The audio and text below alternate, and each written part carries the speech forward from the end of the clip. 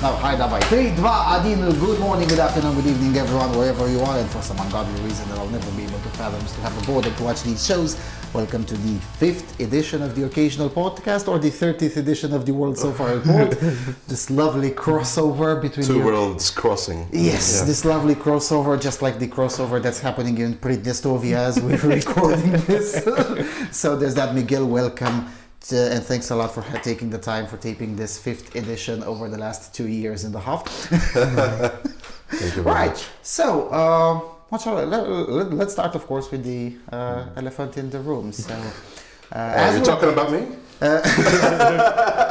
As we're taping this, Transnistria or Pridnestrovskaya Moldavskaya Respublika, the Moldovan Nistrian, what would you call PNR in English? Transnistria. Transnistria is still existing, but who knows, maybe by the time I'm publishing this, Transnistria no longer exists. As we're taping this, word goes around that Transnistria may cease to exist before I get the time to publish the Knowing Moldova episode about Transnistria. So, where are we with the war? I mean, all three of us have a lot of interest in this situation that's going on in Ukraine. Well, Russia has graduated to becoming the second largest arms supplier for Ukraine. I would like to extend a very warm thank you to Mr. Putin, and I think Zelensky has already made his thanks. Other than that, right now the situation doesn't look amazing. I have to be sincere. I think it's important that we look at this from an objective standpoint.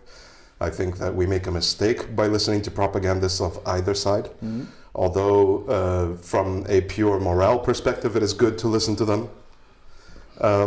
But from an analytical perspective, it is better to take whatever intelligence we do have on the ground, even that with a grain of salt, because whatever claims to be objective may be a little bit biased towards one side or another. And that's what makes analyzing the situation so difficult. But what I gather from the intelligence that I have received, I believe that the situation is controllable still, but it risks evolving out of control in the Izium front. Because Russians have made a breakthrough just yesterday. April the 29th. Yes. As we're, yeah, because who knows when I'm publishing this. But And it's the most crucial front, not just for Ukraine, but for all of Europe, because underneath that territory is a massive reserve of shale gas, of oil,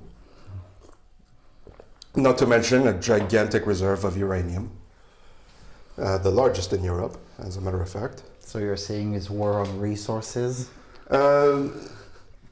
It was sold as a war of some kind of pathos, and I understand the pathos, but I think Europe has to wake up to the reality that it risks losing all of its energy independence from Russia, specifically. I mean, not from Ukraine, obviously. If Ukraine loses Kramatorsk. And if the Russians manage to entrench there, obviously you could lose a city and then gain it back. But if they manage to entrench there, defending a city is very easy. Attacking it is the difficult part. But when we're talking about energy independence, I thought the future will be solar and wind. So the Western Europe doesn't care about this. France had an answer to this question a long time ago when it built a lot of its nuclear reactors. So Yeah. Yeah, I think, France hydro. gets uranium from Congo and Nigeria. which is fine. I mean, They don't give a shit about uranium. Ukraine. It still glows green in the dark, so as long as it does that, it's good enough. But no, seriously. So you're saying it doesn't look great. What would it be to upgrade it to great? What would it take? I think at the moment, to assess the situation correctly, we have to accept that this is not a war of any sort of blitz tactics, of any sort of. It's a war of attrition. And Ukraine needs equipment to be able to withstand the attrition against Russia. At the moment, Poland, I know that the United States has been touted as the largest financial contributor to the war, but money doesn't grow tracks. you still need tracked equipment. And the largest provider of equipment at this moment is Poland. We need other countries to get in on the action. Germany has, to my great surprise, slapped Olaf Scholz in the face and said, let's send some stuff. Yeah, less than 24 hours. They sent 155 millimeter howitzers. Less than 24 hours from when we're taping this, the Bundestag voted 570 something. 500, the vote passed 586 to 86, 100 and 4 abstentions. Yeah, so for the most part, it is surprising, by the way. What turned Germany that harshly, I guess would be. I think they are still under the naive impression, and I appreciate their naivete at this moment. We need it. They are under the naive impression that they're defending a left-wing cause. So I'll take it. Fuck it. Yeah, but it is quite funny that both the Russian propaganda and the Western propaganda concerning Ukraine, they both agree that Ukraine is a left-wing country. And we all three of us know that it's not. Actually, no, the Russians are selling it both ways. They're saying it's a left-wing country, but they're at the same time saying that they need to denazify it, which is the most schizophrenic take I've ever seen in my life. But actually, no, I've seen worse. I've seen some propaganda in Vietnam, back in the Vietnam War, be even worse. But the Russian idea of denazification has been, there was a lot of fuel to the fire given by The Guardian a couple of years ago when they talked about Ukraine's Nazi problem. And actually Russians are using that as part of their propaganda. On the other hand, yes, they are firmly convinced that they are defending against some global homo conspiracy to control Ukraine. Not extraordinarily far-fetched, but I would say it is, because the Ukrainian populace just isn't compatible with that, just like Romania isn't. I just don't think that any sort of Sorosist conspiracy can evolve there. Yeah, but Ukraine's main propagandist Arestovich recently was quoted saying that thank God we didn't adopt the so-called European values, or otherwise the Ruskies would have steamrolled all the way to Lviv without much of a problem. Let's not forget that this all started with a guarantee. The United States, the Budapest Memorandum. The Budapest Memorandum guaranteed Ukraine's security in exchange for it getting rid of its nuclear stockpile. And I guess that although well-intentioned, they did not conceive that America would ever be under the administration it is right now. They never conceived that the United States would be compromised so severely as it is at this moment, although it's not really the case. But I think I'm exaggerating a little bit, but on purpose. I do think that it's important to note that the United States is not necessarily in a position it doesn't have the political capital in foreign policy, let alone domestic policy, to convince its population to mobilize and to convince other countries to mobilize. That's very important because obviously, fighting an overseas battle, you need allies to do that. On the other hand, there's also this threat of nuclear war that people keep citing. Personally, I don't think that's going to happen. I think that if, for example, Poland and Romania would suddenly show up at Ukraine's borders, not that they didn't already, but anyway, if they would cross the Rubicon, per se, let's just put it in those terms, I don't think Russia would be very quick to press the red button, because that red button might be against Moscow, not against the rest of the world, considering how effective their nuclear stockpile is. Because it's one thing to say, I have a bunch of nukes. It's another thing to say, I have a bunch of nukes that are perfectly functioning and have been inspected over the last 30 years. And ready to be deployed. And ready to be deployed. Yeah. Yes. Already Russians have a track record of blowing themselves up in the nuclear way, not just with Chernobyl, but also with Chelyabinsk a few decades before Chernobyl. So this will be, but this won't be a first, blow yourself up with the tactical nuclear warhead. Yeah, but I don't think there is an episode in history where that has happened. So, that would definitely put Russia forever in history as another first. So, first man in space, first sea destroyed. So, first tactical nuke against yourself. I mean, that's fair. Speaking of the of crossing the Rubicon, Maria Zakharova, the spokesperson for the Ministry of Foreign Affairs in Russia, complained about the Polish and the Romanian troops around Odessa and in Kharkiv and in other places. Why are we keep on beating around the bush with this? Why do we keep on pretending that we're not involved when it's obvious that we are?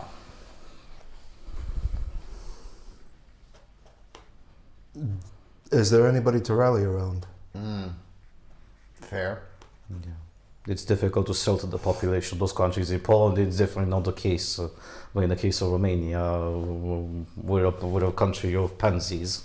Sure, but I wouldn't put it I wouldn't quite make that way. harsh. But we're engaging in a special operation of our own. I mean, that can be much easier to sell, methinks. Specjalnie Transnistria w operacji. Specjalnie Podniestrowskie operacje. Yeah, I mean, well, and in the case of Romania, it becomes a little bit more complicated with the evolving situation in Transnistria. Again, by the time I publish this, it may be the situation that Tiraspol has a different flag on Dom Sovietov. But it becomes a bit more complicated because, of course, we cannot simply say that, whatever happens in Moldova is a different country and it doesn't concern us. Oh, come on. I think there's going to be a large contingent of the Romanian population that is going to be convinced of that. I don't think it will be the majority, but I think they'll be annoying enough to be a problem. And a significant enough minority to be to make a big enough noise that can interrupt things. Yeah. Right. Speaking of Transnistria, as of this morning, April the 30th, when we're taping, news got out that troops have been gathered around Transnistria, essentially, particularly from its east, but not necessarily exclusively from its east. It seems that a special operation in Tiraspol is just a matter of days, depending on how certain individuals wake up in the morning. What will it be gained from an invasion of Pridnestrovia? Think of it this way, okay? For Ukraine, this is important because there's always that looming threat that a second front will open in the country. Eliminating that possibility rapidly. And I know I'm not supposed to say these things, but at this moment, it's time to ignore some of these taboos. But eliminating that possibility as quickly as possible allows them to redeploy troops in areas that are more important. At this moment, those troops are hung up there, and they are unable to join the fronts at Kharkiv, at Izium, Luhansk, places like that. It's a bygone possibility at this moment because those troops have to stay there to make sure that the Transnistrians don't get any, the Russians don't get any strange ideas in Transnistria. And ensuring that this is impossible means that those troops can redeploy elsewhere because the National Guard can take care of the rest of the issues. Yeah, like that's true. Saboteurs and stuff like that. They've been pretty competent at that. Not as competent as I'd like them to be, but relatively competent. Good enough for government work. Pretty much. Yeah, pretty much. Entering Transnistria would have to happen, at least according to international law, with the agreement of Chisinau. Now, again, at the moment when we're taping this is not public information, but it will be public information by the time I publish it. Chisinau's agreement on getting into Transnistria is not going to be an issue. What is probably going to be an issue is how to administer Transnistria. Because give it to Ukraine. Yeah, we're working under the assumption that Transnistria will not hold up for more than a day, maybe two, and that is being very generous to the defense of Transnistria. And then afterwards it will have to be administered, at least for a while, until we agree upon what to do with it. You're saying you're just giving it all the way to give it all to Ukraine. The whole thing, yeah. Mm-hmm. Because Moldova has to accept that those people will never be loyal to Moldova, but there's a chance that they would be loyal to Ukraine. Mm-hmm. There's a chance. Ukraine, if it sells it correctly, can convince these people to live under their umbrella. Mm-hmm. But they have always considered themselves a Slavic people living in a Latin country. Mm-hmm. And they've always prided themselves in the whole "fuck Moldova" narrative, you know. And if they can't have the discount version of Russia that they want, they can have the actual cultural hegemon in the Russosphere as part of it. I mean, they have to see it this way. They have to see it that Russia is the discount version, and Ukraine is the cream. Mm-hmm. I was about to interrupt you. Which people? Because as of 2 days ago, it seems that Transnistria is essentially emptying up itself. Well, whatever 10 to 20 bureaucrats remain there do have to accept that. The members of the Supreme Soviet with Vadim in front. No, I don't think it's quite empty. I think that there's a couple 100,000 people. It's not maybe a couple of 100,000 because officially it's 347,000 people. But when we went there in July last year, it was, let me put it this way, the Goviste, when everyone is on vacation, is still more crowded than Tiraspol was in the middle of a workday just after the elections. Having lived there, I can understand the analogy. Yeah, that's why I made the analogy with Goviste. I could have made the same thing with Gherlau or with other places, other small towns in Romania. And if Tiraspol, which officially had 200,000 people when we traveled there, is that empty, and Bendier, which used to be, or Tighina, which used to be a commercial center, was just empty. There was just nobody on the streets in July. Now, admittedly, it was also extremely hot outside, but come on, it was just nobody, no cars, that big highway that gets into Bendier, it was just empty. It felt like North Korea all the time, except you wouldn't risk going to Gulag. Well, that's what happens when you have a country, let's put it that way, a region with low natality, low morale, and as a result, people leaving. It happens. There are lots of cities in Romania like that. Yes, but what I was trying to point out is that then, when it was a peace context, it was already quite empty. Over the last 2 or 3 days, the so-called checkpoints between so-called Moldovan-Nistrian Republic and the rest of Moldova have become quite crowded on the exit way, and surprisingly free when on the entrance way. Nobody was getting in, everyone was getting out, and it's thousands and thousands of cars, which may not seem a lot, but at the considering the low rate of car ownership, and considering the total amount of people there, that's just a lot of people. And sure, well, of course, there's other people who live there and then they work somewhere in the rest of Moldova, but most of them did not come back by the end of the day. A lot of people like to LARP, but they don't like the real thing. That's the thing. So they LARP as an independent country, but... They LARP as pro-Russian, but when the Russians actually come, they're like, you know what, this is not a good idea. No, so we've read in them... Donbass has the same issue. There were a lot of people LARPing as pro-Russians, and now they're kind of rethinking the strategy as soon as their brothers, their fathers start getting hauled out of their houses to be conscripted into the Russian army. Yeah, already yesterday the German mobilization order has already been issued Where in Donbass? In Transnistria. In Transnistria. So the whole 20 men will be called up at Dom Sovietov to sign up for the glorious Pridnestovian military, right? Because that's another thing. The few people that we did see while traveling, because we did travel almost the entire of it. Very old, yes. And kindergarten kids. I mean, not even teenagers, just kindergarten kids. Kind of looks like Suceava 20 years ago. You got only the old people and the very young people. Yes, nothing in between. Yes, but in Suceava, the rest of the county has everything in between because the industry is in the countryside. But in Pridnestovia, we went all the way up to Rybnica, so we traveled almost all of the country, and there's just nowhere. The city is just as old as the villages, or the villages are just as old as the cities. That's why I'm going with this, arrogant perspective that the defense of Transnistria will be a matter of maybe 2 days with extreme generosity. Or in the rest of the time, by noon. It depends on how many Russian peacekeeping forces are actually in the area, but I don't think they have any heavy equipment. Yeah, the troops are at least officially about 1,500, but the equipment is dated, to put it this way. Even the T-64 continues to punch above its weight. Yeah, that's true. I don't know. I mean, I don't really have such a great opinion of Russian tanks, but they still are tanks.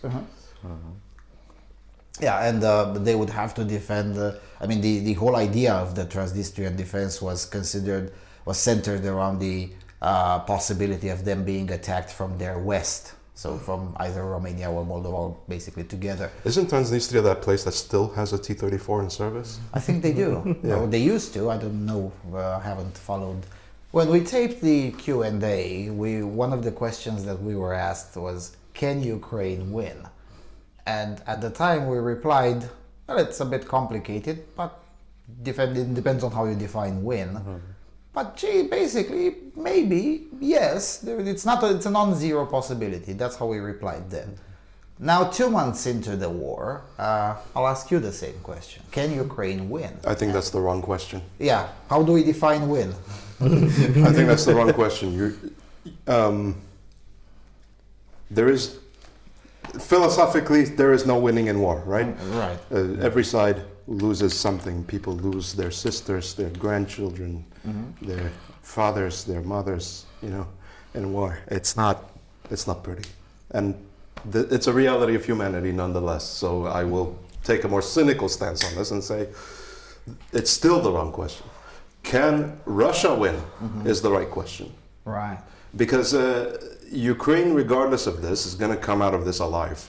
Even if it loses all of its territory, it's still going to come out of this alive. Even if it loses Zelensky, it's still going to come out of this alive. The Ukrainian people have defined themselves with steel and blood. Like they have throughout history for the last 400 years, have defined themselves through steel and blood. From the Zaporizhian Cossacks to the Tatars, to the Greeks of Sevastopol, to the Ottomans, it was always, it was never really quite able to be integrated into another culture. That's why Ukraine exists as a country, because at the time that it was given its independence by Russia in 1991, was it 1991? I think it was the last independence that it got, because it got its independence multiple times throughout history, including some times that are not recorded.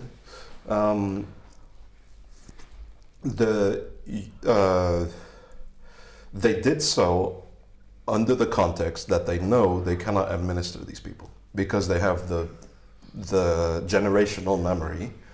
I mean, it's not like people here are short-sighted. They know of the Holodomor.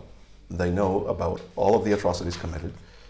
It just isn't realistic that you think you can govern a people that you've destroyed so many times and has still risen up.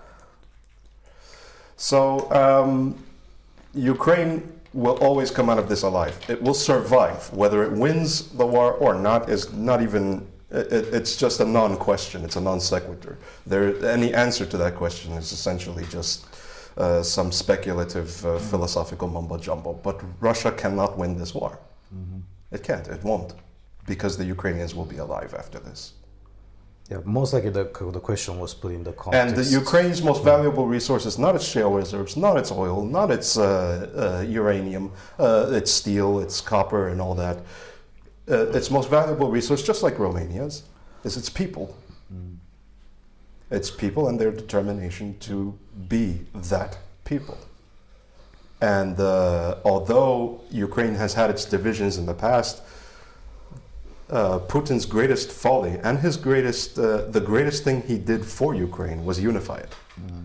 These divisions no longer exist at this moment. They were already on the decline in 2014. Romanians living in Ukraine have relatively been okay, but the Hungarians living in Ukraine, the Slovenes, Slovaks. I always confuse the two, and I apologize for that to the Slovaks. The Cossacks, Tatars, all these people. They've always had internal divisions, and they have already started to decline a bit in 2014, but in 2022 they're practically non-existent. There is just Ukraine. That's it. Ukraine and Ukrainians.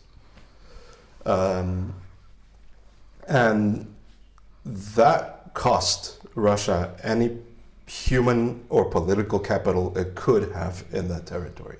So, as I said, even if it takes all of Ukraine, it is incapable of gathering the political capital necessary to convince these people to be ruled by Russia. Yeah, and we've already seen that in temporary occupied localities. In the meantime, some of them are no longer occupied. For the brief amount of time that Russia did administer them, whether it was a week or two or a month and a half or whatever, it was non-stop protests, even as the Russian troops fired upon the crowds. So it does beg the question: how do you govern the? That shows you, a people that wants to have its place in the sun. It's a people that is determined. A whole population that is determined. That's what you get. That's what you see when you see the protest in Soviet. I forgot what it was called, Slavutia or something like that. There was that city. That there was the protest. They fired upon them with automatic weapons, and the protesters didn't run away.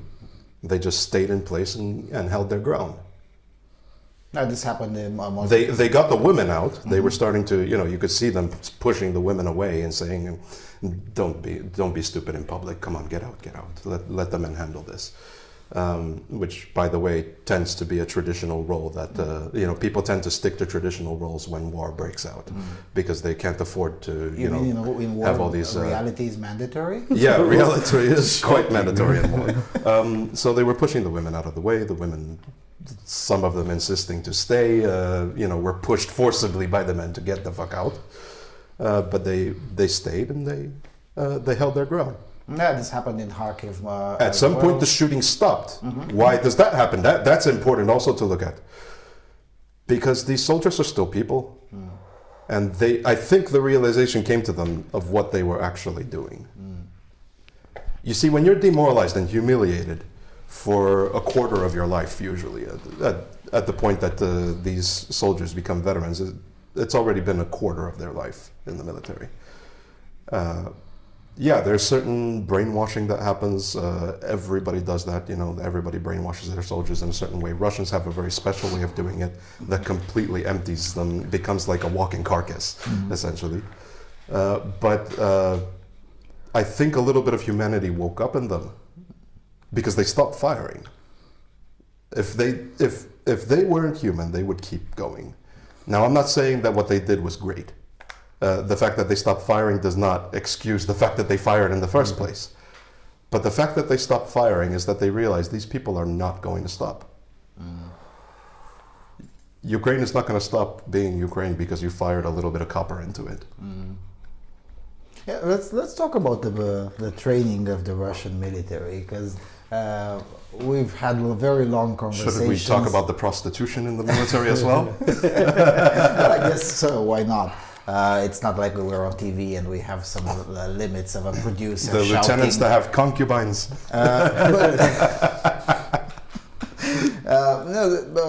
Where I was heading with the question is that we've all looked, especially those of us who understand the languages involved in the conflict, we know where to look, or at least we look more broadly, but not necessarily we know better, but we know we can look more broadly. There's been so many moments throughout this war when essentially the Russian troops were being consistently stupid in public. And considering the amount of propaganda that we were all taught about the Russian army, it's definitely under-delivering on the field compared to its myth.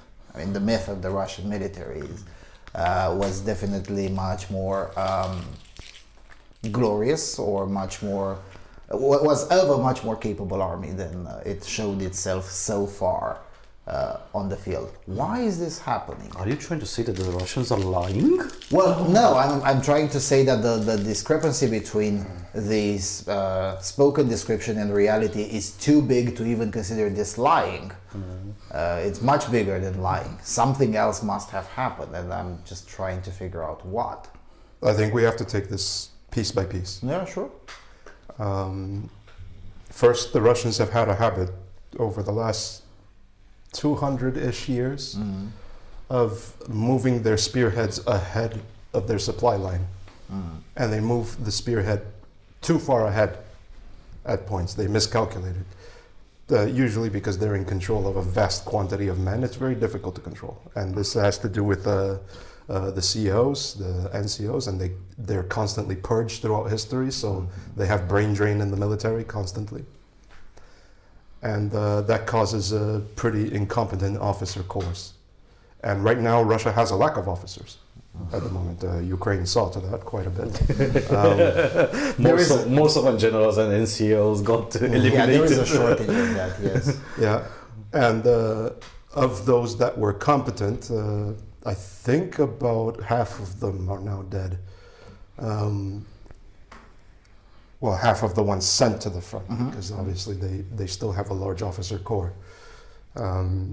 It takes a while to get an officer familiarized with units, which is why we're seeing some stoppages in the front line, because they have to get these men acquainted with a new officer. On the other hand, yeah, they're running ahead of their supply lines because of the initial very high morale, very high enthusiasm to get things done. The officers want to impress their superiors, so they send their men forward as much as possible, and they forget that the trucks are still 200 kilometers behind them. And those trucks have food. Those trucks have ammunition. Those trucks have fuel. And tanks, believe it or not, do not run on wind power. They don't run on solar. They run on fuel. Yeah. They run on dinosaur meat. And a lot of diesel. Yeah, and soldiers do run on food. Speaking of, It's not. They're not measured in terms of liters per 100 kilometers. It's liters per kilometer. Liters per kilometer. Liters per Yeah. kilometer, Yeah. yes. The Americans use it gallons per mile. Gallons per mile. Yeah. Yeah, these are in the tens of tons. So they do hoover a lot of fuel. And going ahead of the lines, this is what caused the initial incompetence that we saw in the Russian army. Now it's a lot more competent because it was, the Russian army is still composed of human beings, and human beings are very adaptable creatures. So it's no surprise to me that this second offensive is being executed with a little bit more tact. But the first one was just basically yell hurrah and charge, and it didn't quite work out for them. First of all, because they thought, and Russians were convinced by propaganda, that Ukrainians would welcome them with flowers and... How did that happen? I believe that this was a narrative that the Russian intelligence told to its leadership. I think some of them on purpose, some of them because they actually believed the bullshit. And it's just, the problem is that Russia has been for a very long time a country where the leadership is just constantly bullshitting each other. That's true. We're never going to be attacked by Hitler. Hitler will never attack us, will never betray us. And Finland will just fall over. I mean, they want to be Russian. Karelia, come on, they all want to be Russian. You know, this narrative these narratives have constantly been escalated from the bottom up. Actually, it's the only bottom up system that Russia has is the bullshitting system. The reason I'm asking how did that happen is because if an essential nobody like me knew that that wasn't the case, that means there have to have been at least 50 million people on the planet who also knew. And of those 50 million people, at least 1 million of them would have to live in Russia. And of those 1 million people, law of big numbers, at least 2 or 3 would have had to have some access to the Russian power. So the point I was trying to say is that it would have been, it should have been impossible for nobody to know that this was bullshit.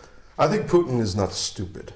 I think he's that's another aspect, operating on this... I'm going to, I always presume that the enemy, let's put it that way, okay, just for convenience's sake, that the enemy knows what it's doing. Always make that presumption. I'm operating under the same presumption, and that's why I'm saying, I mean, someone in his circle must have known that this is bullshit, and considering that Putin is not stupid, how the hell did this happen? But then again, it wasn't Putin that told people that they will be welcomed with flowers and stuff like that. It was the officers. And the officers, I believe, did this to soothe their soldiers and give them some justification to walk across the border. And selling the idea that that Ukraine is under Nazi leadership and stuff like that, with the echoes of the Great Patriotic War, as they called it, it helps them because there's that Russian mentality of that they're still in this Great Patriotic War, they're still fighting against Nazi forces. It helps somewhat guide the soldiers to where they need to go. Mentally, in order to charge the enemy, in order to charge people that are ethnically not that much different than they are, that speak pretty much the same language that they do. That I know that Ukrainian is not Russian, but the Ukrainians do speak Russian. They speak Russian better than Russians speak Ukrainian. So definitely, for sure. You're right. The second offensive, as of right now, does look a bit more competent than the first attempt. It also helps that the front is slightly smaller than... the front that they went with first was larger than the front in Operation Barbarossa. Precisely, yes. Hitler did not... had, I think, 20 times as many men. And on a smaller front. And on a smaller front. Which is what led to them almost getting to the Caucasus. Russia having, 200,000 roughly forces stretched across a 2,500 kilometer line, that just doesn't work. Ukraine is big. I think people, because of the Mercator projection, it's very difficult to see just how big Ukraine is, but it's giant. Yeah, well, it's like invading Texas. I think Ukraine is about the size of Texas. Or maybe slightly smaller than Texas, but not by much. The best way to figure out is just take the train from Lviv to Odessa and then realize that you've just been through a third of the country. or you have to take in consideration if you go by the train from Donetsk to Lvov, that's a 24-hour train trip. No, it's not a 24-hour train trip, it's a 37-hour train trip. Well, it's even worse now than I remember it. It's just a big place. It is a big place. But even so, even with the higher level of competence observed now than compared to, the end of February and especially early March, we're still seeing the situation of troops not having had time for recovery, physical and mental recovery, after they've been withdrawn or chased away or whatever from around Kyiv or Chernihiv or other places in the north. Now they've been thrown straight into the battle just after a few days. I wouldn't really put it that way. Okay. A few days is about the standard. It isn't, I mean, you take a few days to count your injured, mend their wounds and stuff like that, and the people who are still kind of, sort of, relatively fresh, you send them out. Because you want to push for time, and the reason why they want to push for time is that they want to take Kramatorsk as fast as possible. It's not a genius idea, but it's something I'd expect them to do. If I were in the position of Russia, putting myself in their shoes, I would do the same thing, frankly.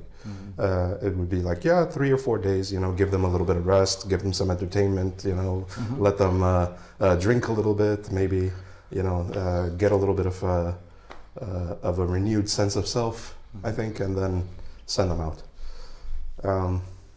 Yeah, and those 4 days were mostly forced by the weather. The weather in eastern Ukraine has been quite they want terrible.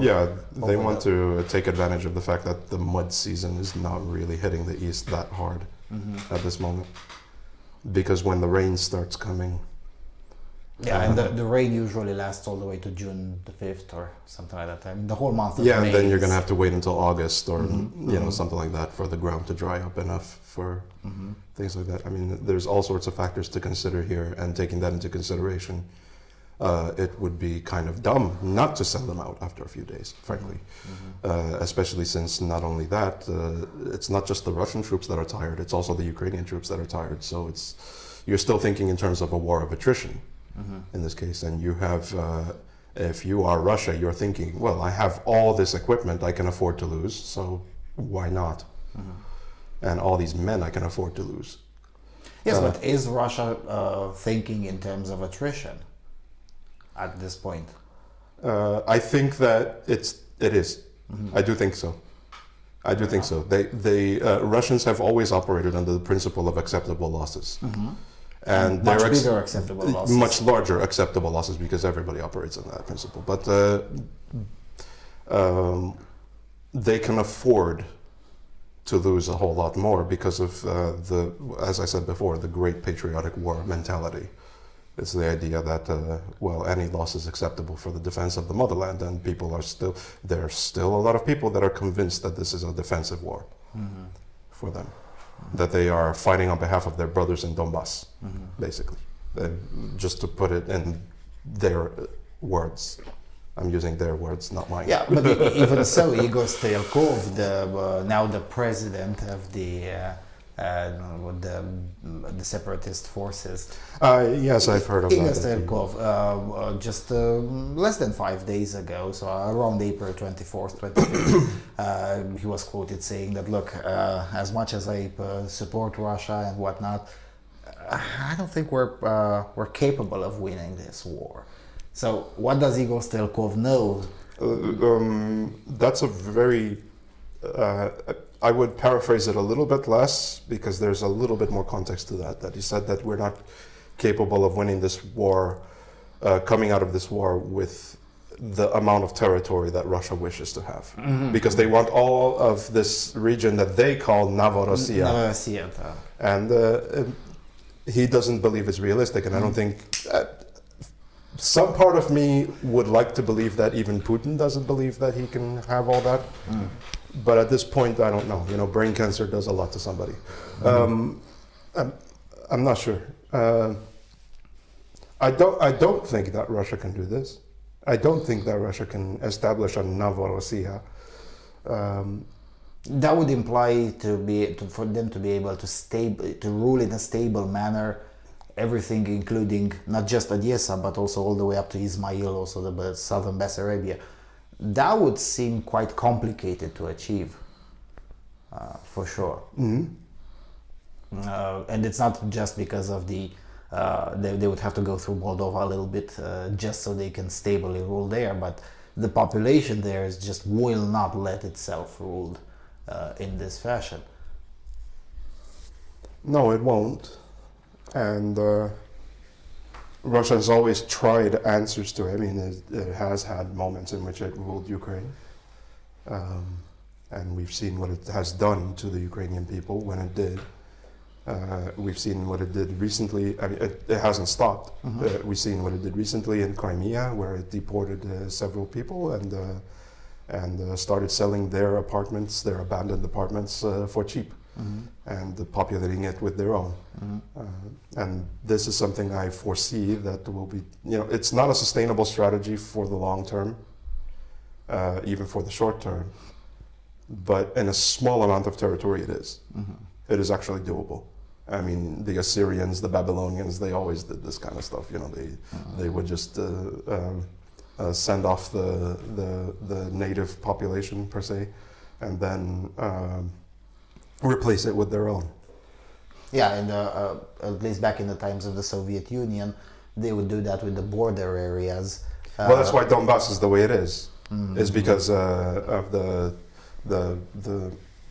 this plan by Stalin. Actually, it was the idea of moving out people from Donbass region and slowly creeping west and trying to do that. But he only managed to do that to Donbass. Yeah, and not all of Donbass either. I know, and also further north, the northeastern part of what is today Ukraine, it has been emptied through Holodomor and then replaced it with the most Stahanovite part of the Soviet population. And same thing with the border towns in what is today Republic of Moldova. Same thing, they were much more Russified back in the days of the Soviet Union than the further inland villages and towns, which still remain largely Romanian to this day and also throughout the existence of the Soviet Union.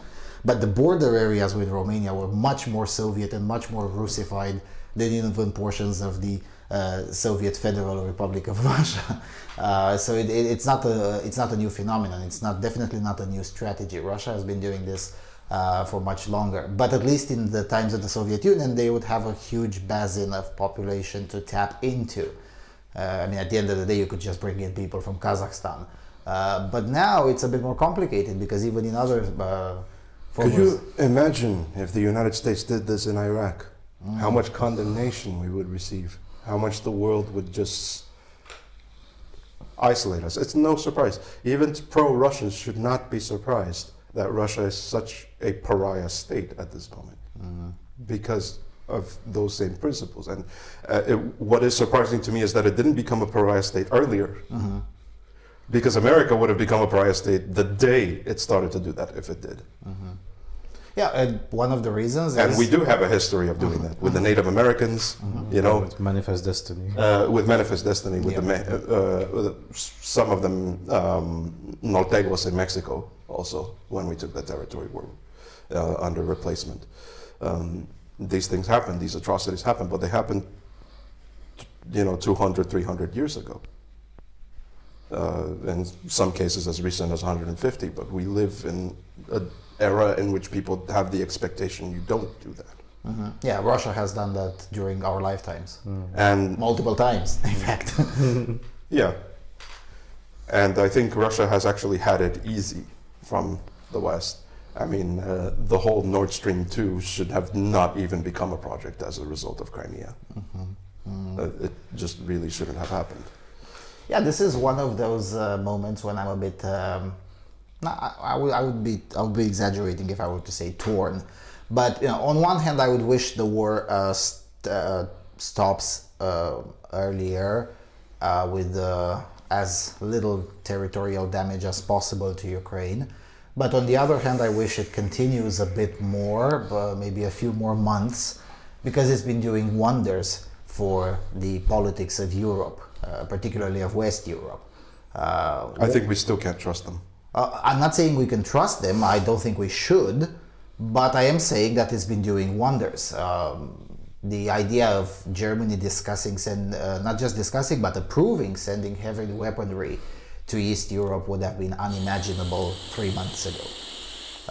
And the idea of Steinmeier being essentially rebuked by a head of state in Europe saying, mate, you should fuck off because you suck Putin's dick, that would have been unimaginable in January 2022. So it's been doing wonders for the There's that meme on the internet, a German basically writing, so you want us, let me get this straight, you want us to rearm, march through Poland, invade invade Russia. Is that what you want us to do? And the West says yes. And they say, okay, I'm just writing it down so that nobody we cannot forget that this is what you want Germany to do. So that there'll be no misunderstanding in the future. Yeah, it's also been turned into a meme with country balls, and then Germany ball turns around to Poland and said, "And Poland, are you okay with that? I'm okay with you moving faster." No, but seriously, it's been doing wonders, and also Sverige and Suomi, Sweden and Finland are also preparing to to join NATO. Yesterday, we were discussing off camera the fact that Finland would be very reluctant to join, but just yesterday the Finnish PM said that the discussions are underway for both countries to join together. Oh, I see. So they'll be following Sweden's So again, as I said, that it's not very popular to join NATO alone. But among the population, it's very easy to sell if Sweden does it together with Finland. Yeah, speaking of Finland, we got to appreciate how fascinating it is that we see the same mistakes Stalin did with Finland, even though Stalin technically won, it unified Finland to a level that it was unbelievable at that moment. And we see Vladimir Putin doing the same thing to Ukraine right now, what Stalin did to Finland. Finland used to have a lot of infighting between the Finns and the people living in Turku and the Swedes and the Sami, and then suddenly the Winter War started. Now, okay, now we're all Finnish. We all have to fuck them up. We're all Bisaki and Polka now. Exactly, and Vladimir Putin is doing exactly the Winter War, but the Ukrainian variant. Yes, and in spring. Yes, the idea of a Tartar concert. Singing "Oi Luzi Chervona Kalina" was also unimaginable just 3 months ago.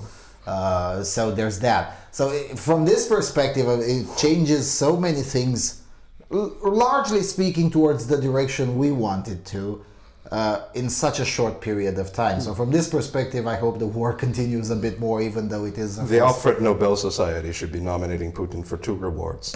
One, the Nobel Peace Prize, for the fact that it unified Ukraine. And 2, the Nobel Prize for Medicine for curing us all of COVID. Suddenly the common cold is no longer a big concern. Things start blowing up. And we have to stop to also appreciate this. The general mobilization call of Russia towards its own populace was, we must prevent having bigger and bigger NATO borders next to Russia.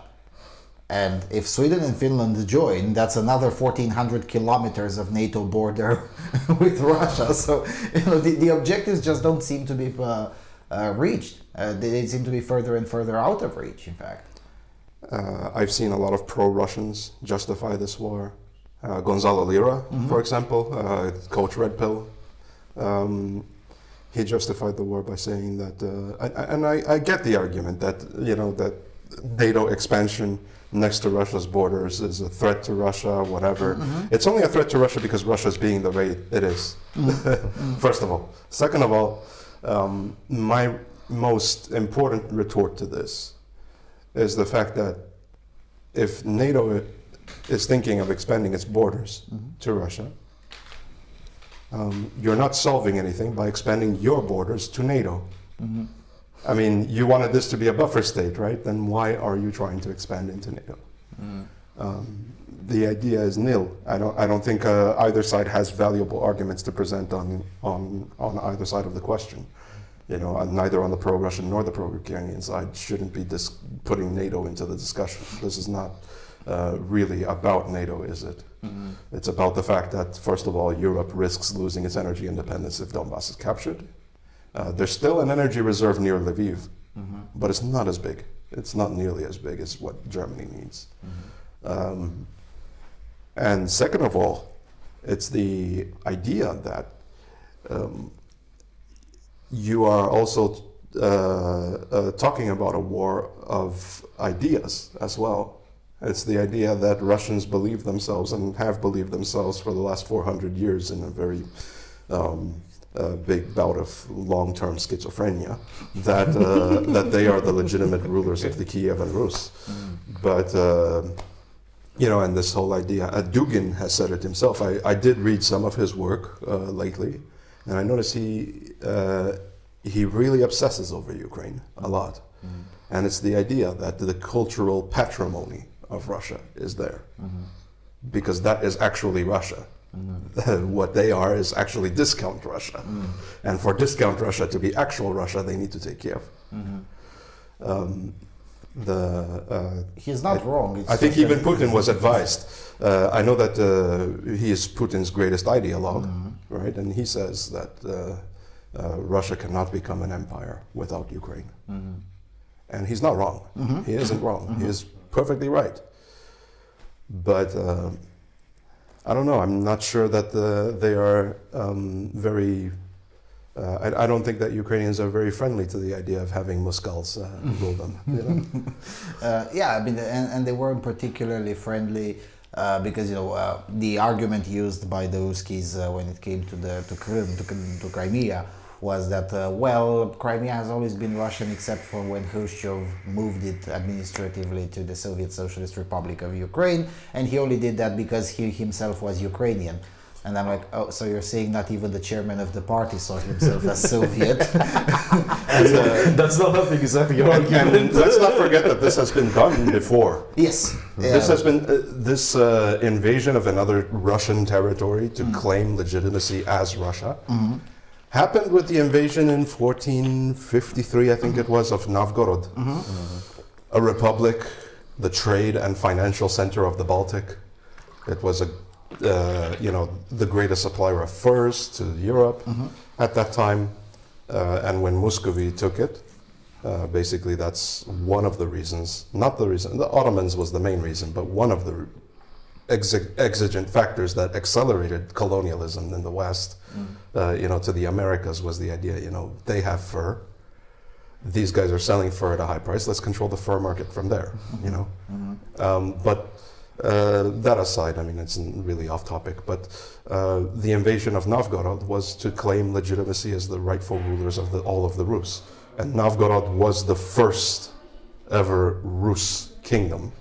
It was under Rurik of Novgorod.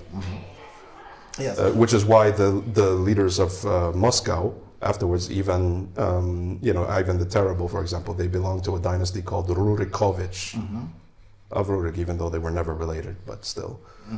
They changed their name to that to claim legitimacy. Again, it was this faux legitimacy because they managed to invade something.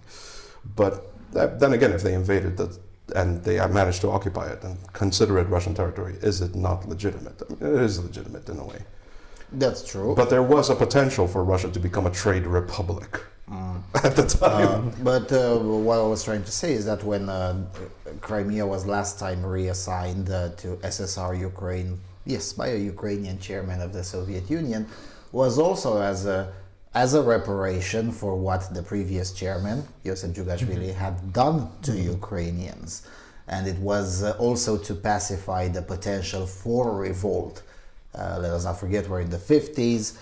Just 2 years later, there would have been an anti-communist rebellion in Hungary. Just 10 years later, there would have been an anti-communist rebellion in Czechoslovakia. And Moscow was, of course, afraid that that might happen on its own territory. And indeed, it would have happened.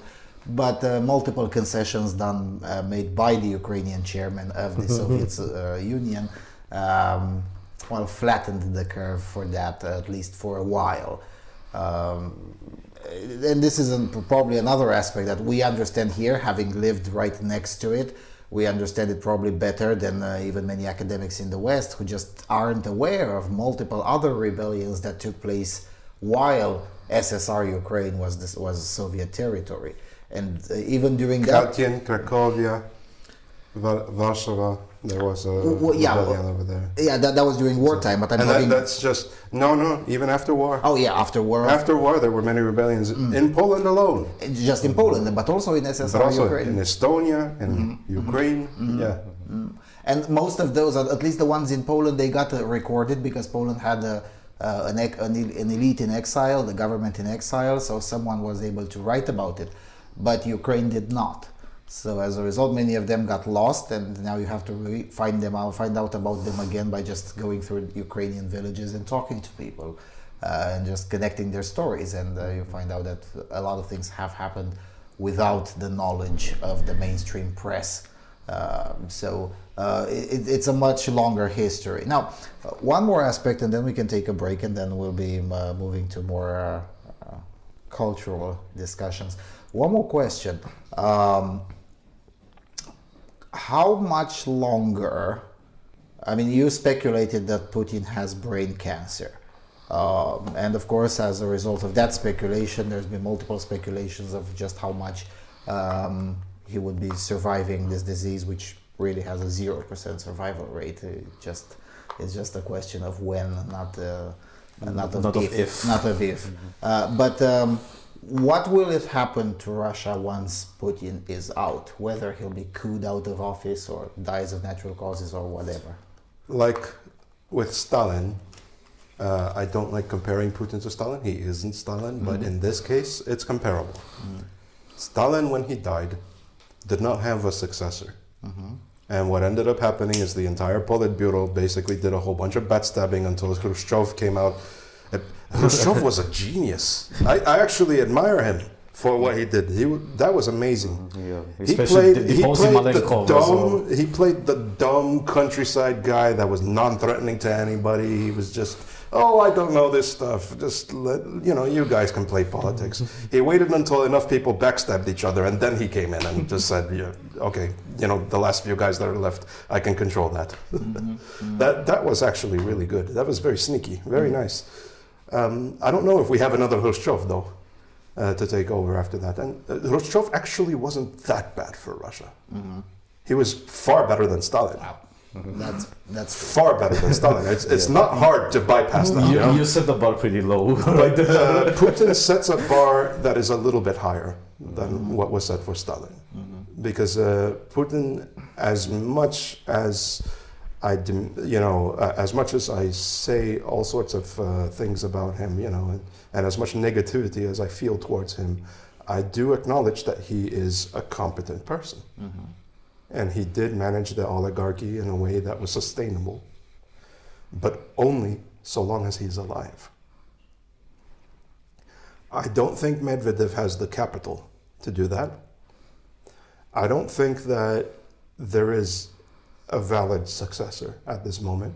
And I think that Russia will undergo a certain amount of political chaos. Now, how much that chaos is depends on who within the Oprichnina, I don't like to call it FSB, has an inclination to rule, because I think the next succession is going to happen with some infighting within the Oprichnina. And but other than that, other than any kind of wild speculation, what we know for sure is that there's going to be a massive chaotic situation because of the fact that there's no succession. And I guess calling for an election in the middle of wartime is not exactly the best idea if that war lasts that long. And I have a sinking sensation that it might. It might last as long as 2-3 years, maybe longer than that. It might even last 10. Zelensky and the Ukrainian population is more than willing, I think, to fight more than 10 years if they have to. In a legal sense, for sure, it could last as long as 10. Let's not forget that the battle for the northern territories of Japan is technically speaking still going on. And the war in Afghanistan has been going on for 20 years. Yes. So in a legal, it stopped as soon as... in a legal sense, it could last as long as 10 years and probably even more. But in the hot phase, it would be quite astounding if it were to last that long. But yeah, sure, in a legal sense. The war in Transnistria actually never ended. It's still ongoing and hasn't stopped in 1992. In fact, it's been ongoing. No, I think Russian leadership is going to have to has one of 3 options. Either name a successor and convince the population, which is not that hard to do, by the way, that elections are suspended for the moment. It's not that hard to do. A lot of local elections have been suspended in Russia as a result of the war. That's not a problem. There are entrenched mayors there that have been re-elected constantly, and people don't mind him just staying there without a re-election, without an election campaign. So that's less money spent on campaigns, less money stolen from the people. I guess in a way it's kind of better for them.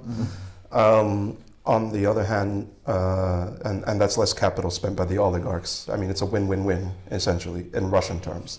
I know that for Americans that would be scary as fuck, but for Russians, it sounds okay.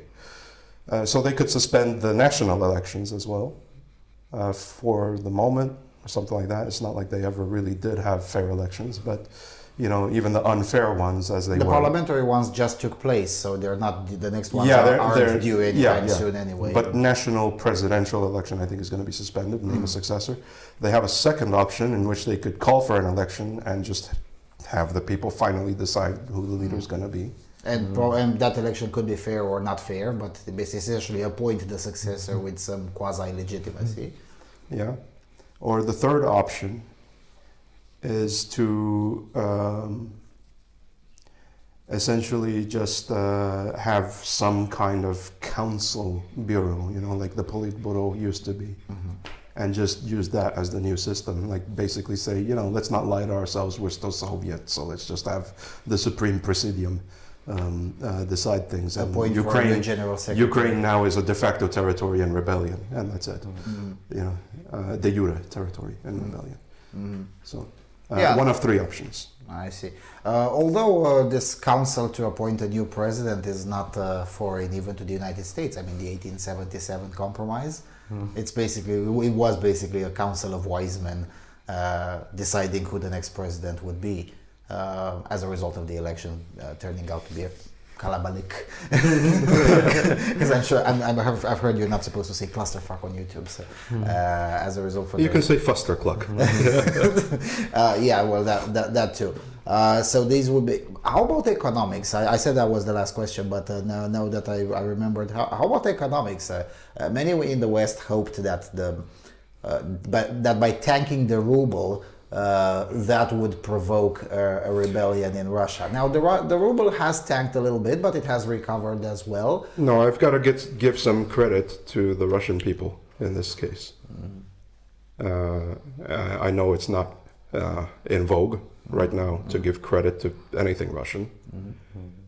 I myself am okay with that because I'm not pro-Russian by any extent, but the Russian people are very different from Americans. And I think that obviously, what I'm saying is just a no-brainer basically to almost everyone. They can clearly see that Russians are not Americans. But I mean to dig just a little bit deeper into that for a second. An American will cry himself to sleep living in the city if he cannot afford his next Funko Pop. A Russian sees no sugar in the stores, he'll cook with flour. It's a little bit different. People are used to hardship here. And I think people in the West are starting to realize if somebody is used to hardship, introducing more hardship is just like, okay, I have to just patch up the roof a little and that's it. Yeah, we've been discussing off camera about poverty in the USA. Yeah, the definition of poverty. Yeah. I mean, I myself, I at least admit that I cannot really define poverty. I can define wealth very easily, and even wealth has many definitions. I consider myself wealthy even though I am down to 1/4 of my previous income. I still consider myself wealthy because I have a wealth of other things besides material goods. But do I consider myself poor? No, I don't think it's easy to define what poor is. And I think it reflects in what's happening in Russia right now, that the people there are still having a certain level of communal solidarity as much as they always had, because they don't have a lot, but they're not that easy to break just because you told them that they can only eat soup twice a day instead of 3 times. It's not that easy. They've been through this before. A lot of people have been alive while it was happening. Yeah. A lot of people have been alive when the rationing of food began under Brezhnev. And the same applies to Romania, the 1980s. I mean, and Ukraine too. Yeah, most people remember the 1980s. Most people who live in Romania remember the 1980s. There's not a whole lot of people that were born after that are alive right now. I mean, the majority is people who were alive during the 80s. And it's still very much in your memory. So when you see that you can't afford to get your bicycle repaired, you just try to repair it yourself. It's like, yeah, okay. It's time to learn a new skill now, I guess. And as opposed to 1980s, you also have the access to the information on how to do it, so it's even easier than the 1980s. Yeah, Those who've been through the 1980s perceive this period as easier for sure in all respects. And if it's just a little bit less easier? And it's no, but it's easier than the 1980s, and yes, it's slightly harder than the 2010s, but barely perceivable. And really, we're just not going to cry ourselves to death over that for sure. Okay, one more, and then definitely go to a break. How about the current thing? Because that's something that we didn't cover, and maybe we should. For the last 2 months, hashtag I stand for Ukraine has been the current thing that replaced hashtag stay at home, hashtag wear a mask, and all of the rest. Stop masturbating in public. Thank you.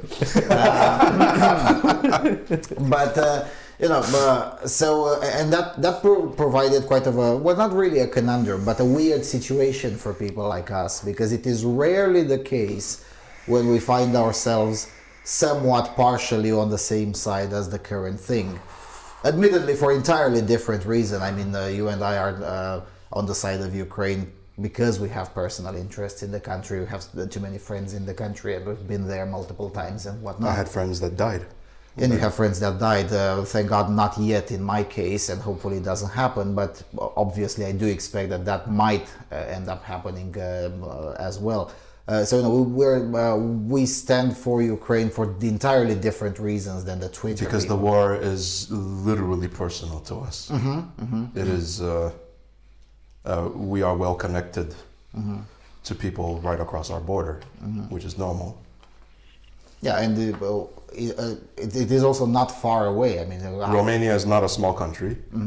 We are attached to a much larger country, Ukraine. So we feel the effects more than, for example, the United States would if Mexico would get invaded. Because it's a big country. People up in the Midwest might not know a single Mexican. And people in Texas have family in Mexico. So, yeah, there would be different levels of support depending on where you are geographically. But in Romania, it's not the case because Romania is about the size of Florida. You know, it's like as if though Georgia would get invaded.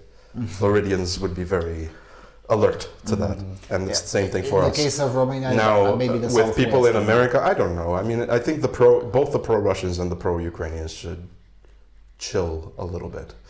You know, I don't think America is in a position politically at this moment to really do a lot. What it's doing is already a lot more than I expected it to, and I actually do appreciate the Biden administration for that, despite being absolutely opposed to them. I'm glad when my opponent does something correct, and when the broken clock is right twice a day, it's fine. I'm happy with that, and I'm happy with every bit of whatever happens. You know, that there are a whole bunch of people with hashtag stand with Ukraine. Okay, it's fine. The phenomenon is, it doesn't happen in a vacuum. Obviously, it's still the same people that supported the, you know, stay at home, wear the face diaper and all that. But, and I supported it, by the way, in the first week when I didn't know what the hell was going on. Afterwards, I was kind of like, you know, I'm not sure. But the people who stood firmly with that are still going to, you know, have this same phenomenon where they're going to support, as you said, the current thing. I'm just glad that the current thing is something that, you know, we can all get behind. Fine. And that's just going to be a normal phenomenon in society. It's always been. Ever since we had language, we've always had the support the current thing crowd. I'm not surprised. I don't think that this is a relatively new phenomenon. I don't think this is a phenomenon that is necessarily always negative. It's just that the current thing has been such a wrong thing for so many years that a lot of people are getting tired of it, especially the people that, you know, think for themselves a little bit. And some of the people who think for themselves accidentally end up trotting into the pro-Russian territory because they're thinking, you know what, I'm going to oppose the current thing. But that's still a sheep mentality. It is it's having just the mind so open that your brains fall off. Yeah, it's just being a contrarian for the sake of being a contrarian. And I've seen a lot of those people on the right. And I think most of the people on the right who do support Russia in the USA are just doing it because the left supports Ukraine. And the center, which actually it really pleases me that the center is in on it, because the whole COVID Karen kind of thing, it really was only really segregated to the left. The center was not with them. The left and the far left, not even the center left, supported it. No. In such a Stahanovite way. And now pretty much everybody in the center and in the periphery of the center is supporting Ukraine. Okay, it's not exactly the same people. Some of them are. And there's a lot of overlap between them, because the far left is also supporting Ukraine for absolutely incorrect reasons, but let them support it for now, you know? Yeah, and the overlap is big, but it's not total. I mean, I definitely opposed anything related to the Wuhan cough, so, you know, it's not an entire overlap. But yes, and some of these, because we were discussing off camera about the trouble with right-wing Putinists, is that many of them don't even know why they're Putinists. I mean, if you ask them details about the Putinist worldview, which is really the Duginist worldview. They're listening to YouTubers who talk about Putin. They don't listen to people who read Russian. That's a complicated one. I mean, he's right, yeah. the three of us can read Cyrillic. I'm not sure how, if all three of us can read Russian. Yeah, sort of, kind of. Okay, cool.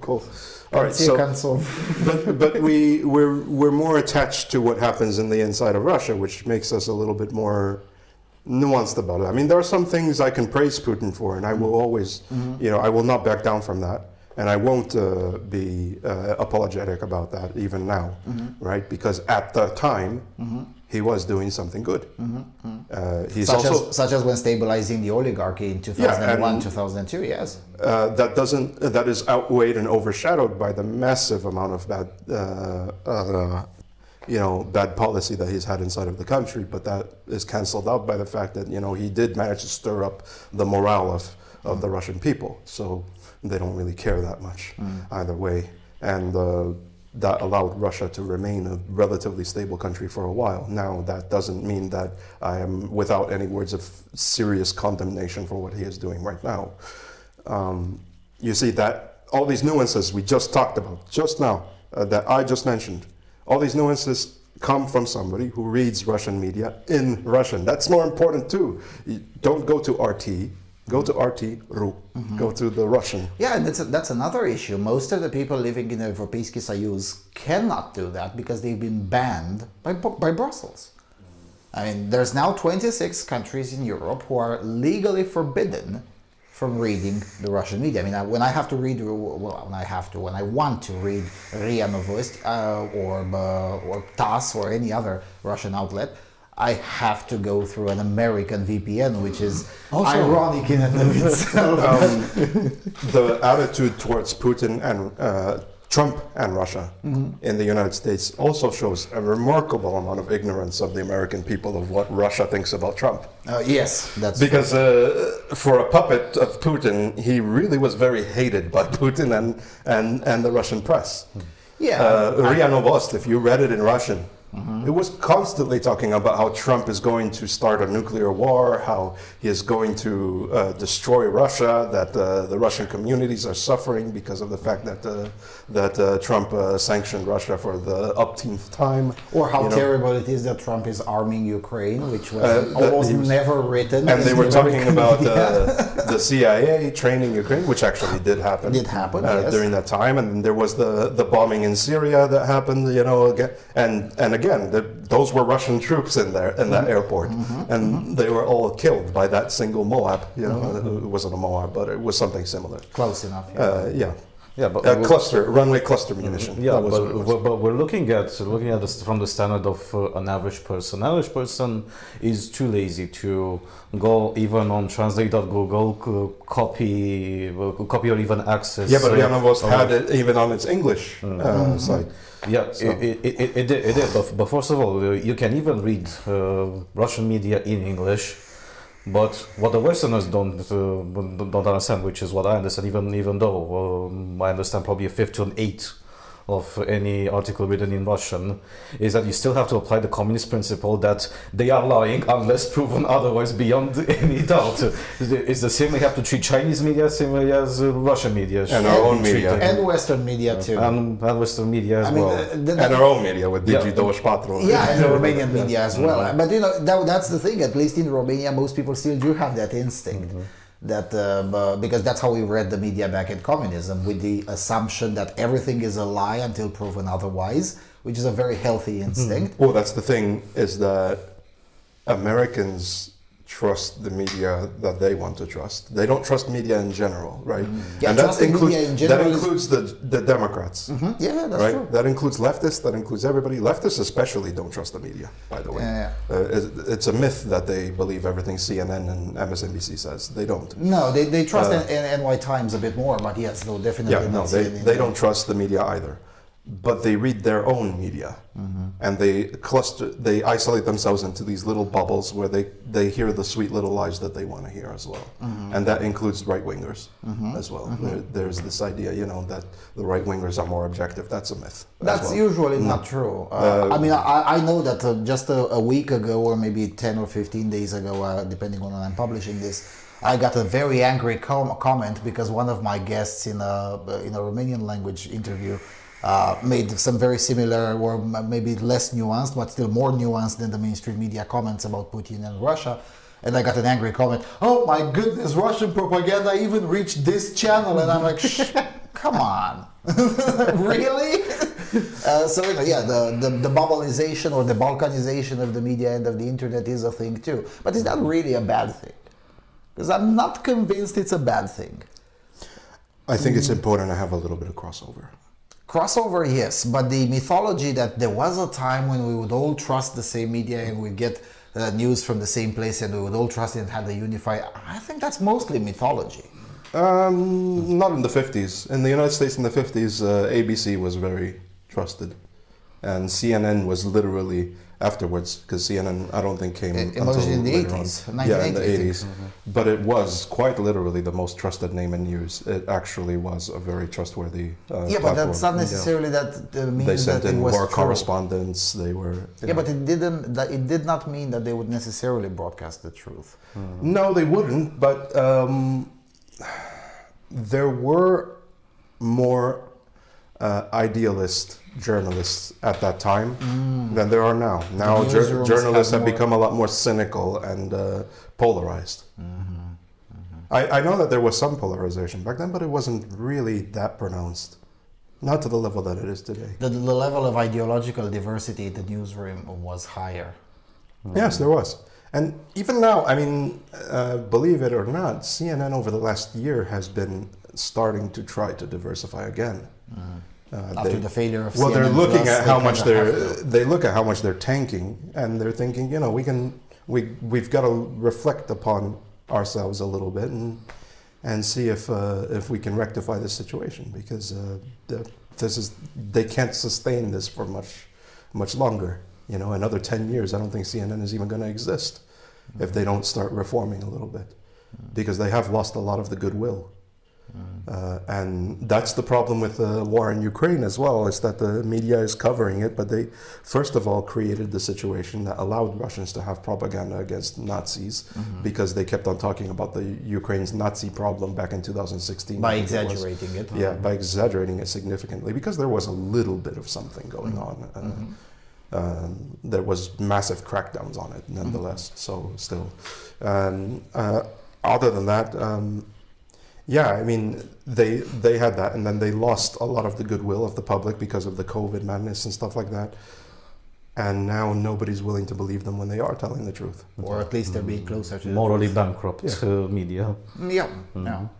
So at some point the current thing will be something else, even though the war in Ukraine may go on and may last longer than the time when it is a current thing. So my question is, does it really help? I mean, you said you're glad that so many sides of the political spectrum are supporting Ukraine, and that's fair. But do they really help? I mean, they're putting a lot of political pressure on their countries. Germany wouldn't be doing what it's doing today without the massive amount of political pressure from the Green Party, from the Green Party.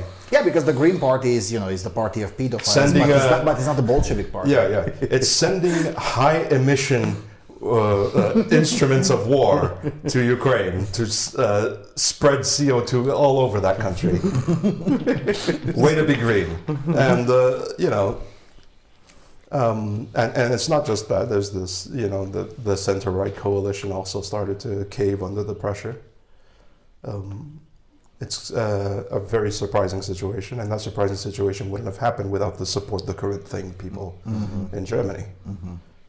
So at least in some places it is helpful. And there's also a lot of negative pressure coming from Ukraine to Germany as well. Zelensky chastising the German parliament, The German Olaf president. And because really Zelensky didn't say anything bad about the Bundestag. He did say about Scholz and Steinmeier. Steinmeier at least was deserved. I misspoke.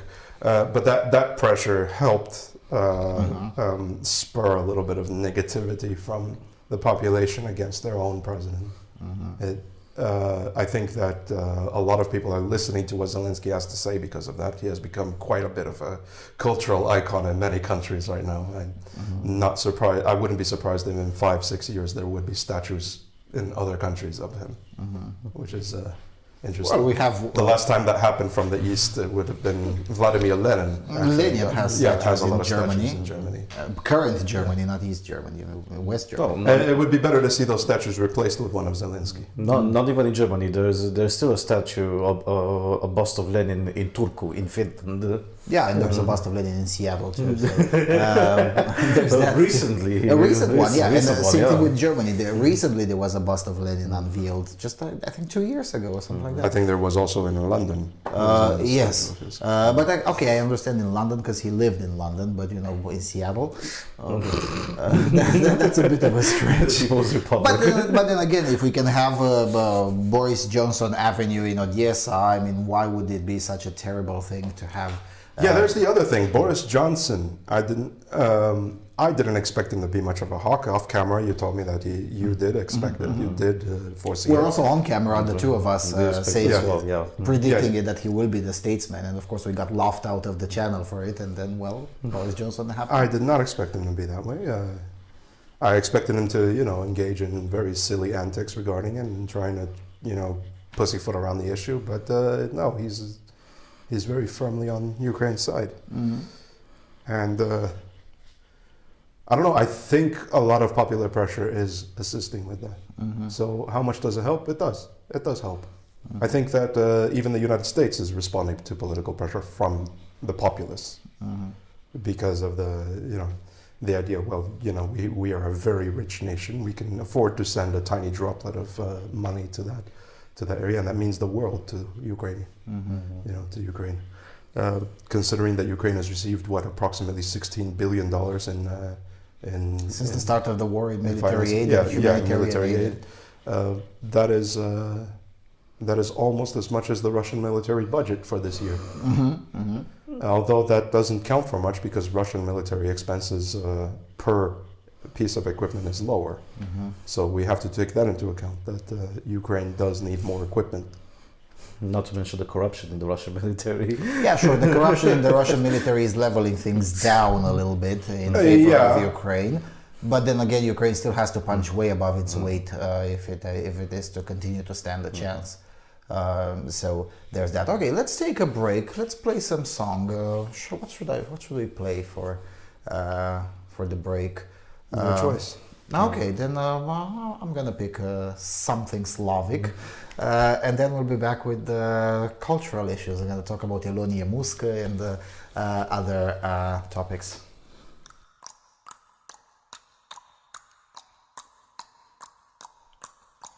Hej, tam gdzieś na czarnej wody siada na koń kozak młody, czule żegna się z dziewczyną, jeszcze czule z Ukrainą. Hej, hej, hej, sokoły, omijajcie góry, lasy, doły, dzwoń, dzwoń, dzwoń, dzwoneczku, mój stepowy skowroneczku. Hej, hej, hej, sokoły, omijajcie góry, lasy, doły, dzwoń, dzwoń, dzwoń, dzwoneczku, mój stepowy dzwoń, dzwoń, dzwoń. Wiele dziewczat jest na świecie, lecz najwięcej w Ukrainie. Tam me serce pozostało przy kochanej mej dziewczynie. Hej, hej, hej, sokoły, omijajcie góry, lasy, doły. Dzwoń, dzwoń, dzwoń, dzwoneczku, mój stepowy skoroneczku. Hej, hej, hej, sokoły, omijajcie góry, lasy, doły. Dzwoń, dzwoń, dzwoń, dzwoneczku, mój stepowy dzwoń, dzwoń, dzwoń. Żal, żal za dziewczyną, za zieloną Ukrainą. Żal, żal, serce płacze, już się więcej nie zobaczę. Hej, hej, hej, sokoły, omijajcie góry, lasy, doły. Dzwoń, dzwoń, dzwoń, dzwoneczku, mój stepowy skowroneczku. Hej, hej, hej, hej, sokoły, omijajcie góry, lasy, doły. Dzwoń, dzwoń, dzwoneczku, mój stepowy dzwoń, dzwoń, dzwoń.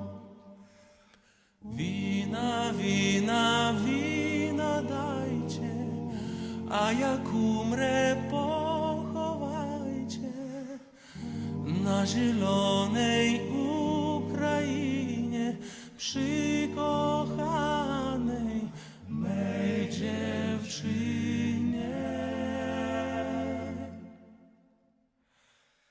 Hej, hej, hej, hej, sokoły, omijajcie góry, lasy, doły. Dzwoń, dzwoń, dzwoń, dzwoneczku, mój stepowy skowroneczku. Hej, hej, hej, sokoły, omijajcie góry, lasy, doły. Dzwoń, dzwoń, dzwoń, dzwoneczku, mój stepowy skoroneczku.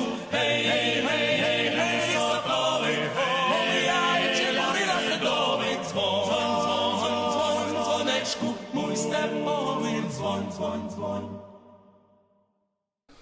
All right, we're back. We've listened to something Slavic, and we were saying that we'll be debating Elonie Musk. I don't know how much of a debate it will be. So, although the full contract has not yet been inked, as at the moment of this recording, broadly speaking, Elonie Musk bought Twitter. And there's very little chance of that not happening in practice as well. And by very little, I mean roughly nil. Will that necessarily change anything in the cultural landscape, in the Western cultural landscape? Not immediately. Yeah, I would say the same, because while the sale has been finalized, so according to at least the commercial law, trading did stop, and now it's just a bureaucratic measure in order to actually make it official that Elon Musk owns 100% of it, and then it's going to be taken private. At least it will break the Twitter bubble of all the bullshit that has been going on. So de jure, Elon doesn't own the libs literally yet. Yet, de jure. De facto, yes. De jure, not yet. Now, although I've been on Twitter for 7 years, my Twitter 2014. No, my Twitter is from February 2015. Precisely because in February 2015, several journalists decided to be stupid in public about Ukraine, and that's why I made a Twitter account to go after them. At that time, you could still do that without getting shadow banned. But immediately after the news broke out that Elon Musk owns the libs, suddenly a lot of accounts, generally speaking right-wing accounts, but not exclusively right-wing accounts, several left-wing accounts as well, started either appearing more often in Dissident left-wing. Dissident left, yes. They started appearing more often in my timeline, and other conservatives and their followers found themselves, have yes, exploded. Found themselves with a follower count increasing much faster than just 2 or 3 days before that moment. So something has changed in Twitter, probably as a result of digital shredding we were discussing about, and not just digital, literal shredding as well. There have been people reporting of magnets being found in on hard drives or specific hard drives? in the server room. There have been a lot of paper shredders that jammed in the offices, and they had to find replacements. Well, honestly, it isn't that difficult to break a paper shredder. Not that difficult if you have some of the cheap Chinese stuff. Speaking about the American-made ones, Or even American ones. American paper shredders are terrible. Yeah, but it does sound like a meme story to begin with. So, quick, the boss is coming, destroy the evidence. Or if you want in a more politically incorrect way, although I probably shouldn't say that on Susan Wojcicki's territory, but the Goyim know, shut it down, bury the evidence. I mean, it does sound like a meme story, but some eccentric billionaire buys one of the smallest social media platforms out there. Let us not forget about that. And suddenly there's a lot of shredding going on, and they're getting rid of the evidence. What do they have to hide that badly? well, it is small by population-wise. It is disproportionately influential because you have all the blue check marks and all the journals, and it was actually the strong point of Twitter. Remember back in the Arab Spring, Yes. how useful Twitter was, and it's still useful now. If most of the OSINT I got on Ukraine was from the various Ukrainian channels on Twitter as well. Yes, because there was the political decision made not to subject posts regarding Ukraine to all sorts of hate speech bullshit guidelines. But nevertheless, considering how many accounts are or have been shadow banned, it's still lamer than Telegram on Ukraine situation. Not least because almost all people in Ukraine and Russia have been on Telegram for at least 5 years, if not more.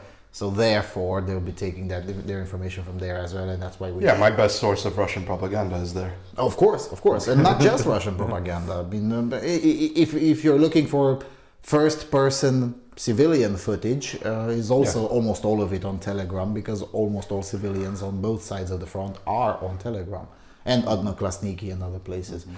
So why has there been so much scare in the Western media over it? The first thing about the shredding, right, is I doubt that all of it is trying to hide information. I mean, some of it is actually standard procedure. You do have to shred some documents and make sure that some records remain private upon the acquisition of a company, especially when you're transferring from a public company to a private company. But that's still a very small percentage of it. I think that most of the shredding was some memos written to staff or stuff like that may have been quite incriminating, not from a legal standpoint, but from the standpoint of From public an organizational standpoint.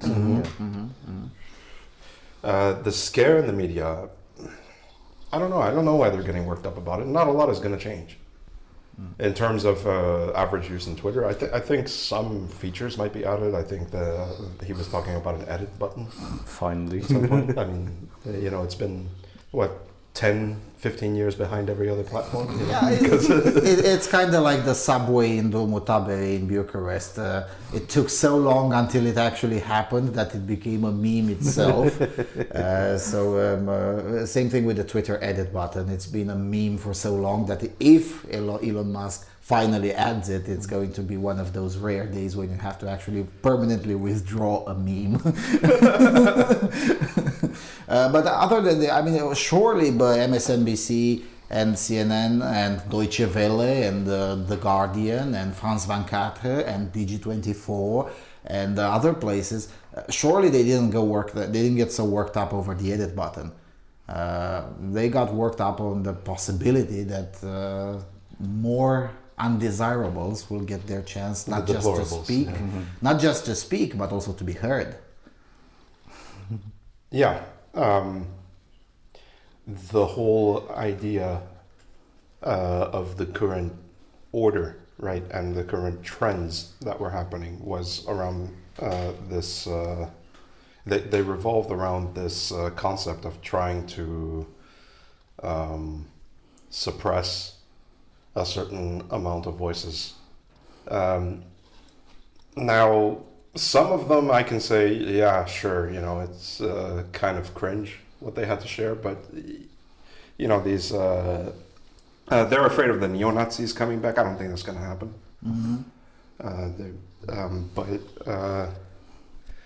I mean, they're very happy to stay in Gao. Yeah. I find it fascinating that they're afraid of neo-Nazis when you have Iranian terrorists, the Ayatollah himself, and the Chinese state on the same platform. Just a few days ago, I retweeted a tweet from the Ayatollah in 2018. That was, I mean, it could have come from the Daily Stormer just as much, and that's from a blue check mark on Twitter. So you know, I mean, that has been acceptable, but for some reason, certain memes are not acceptable. Yeah, Donald Trump questioning the validity of the election, for example. Yeah, which again, whether you question the validity of the 2020 election or not, surely some memes about it and surely a discussion about it should not be off limits. It's definitely not neo-Nazi speech or whatever. I was watching a channel on YouTube from a Zoomer not too long ago. This guy called Waterfall Hist. And I highly recommend the channel. He's quite fun. Very amateurish in his setup, but More amateurish than we. yes.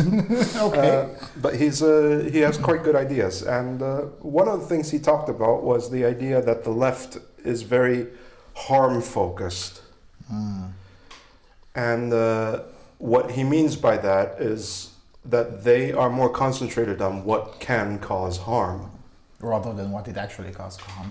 Yeah, what can cause harm, and so offensive language, misgendering somebody. I mean, it's gotten to the point at which they believe that these things are actually violence. Speech is violence, yeah. Yes. Which is something that I unironically claim in public. Yeah.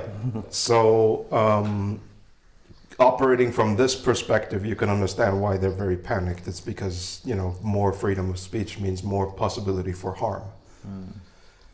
And now that can be understandable from your average SJW or average MPC and whatnot. Maybe they actually believe that, and I'm sure some of them do. But I don't think Mona Brzezinski, for instance, or Brzezinski, that would be the correct pronunciation. I don't think she believes that from MSNBC, right? I don't think a lot of people believe that. I think the majority of America still doesn't believe it. Oh, for sure. No, I'm talking specifically about, well, yeah. Even the elites don't believe it. Yeah, why do the elites push this message? Because they certainly don't believe that. And we've both been to various elite meetings, and we know how they talk, and we know what they actually think. So definitely they're not afraid of speech in this sense of creating harm. So they're afraid of something else. No, if you want some real banter, go to one of their meetings there. It's quite insane. It's quite fun. I mean, most of the top-tier misogynist jokes that I know from very elite people, and by that I mean presidents and chairmen of various political parties, including and especially left-wing feminist parties.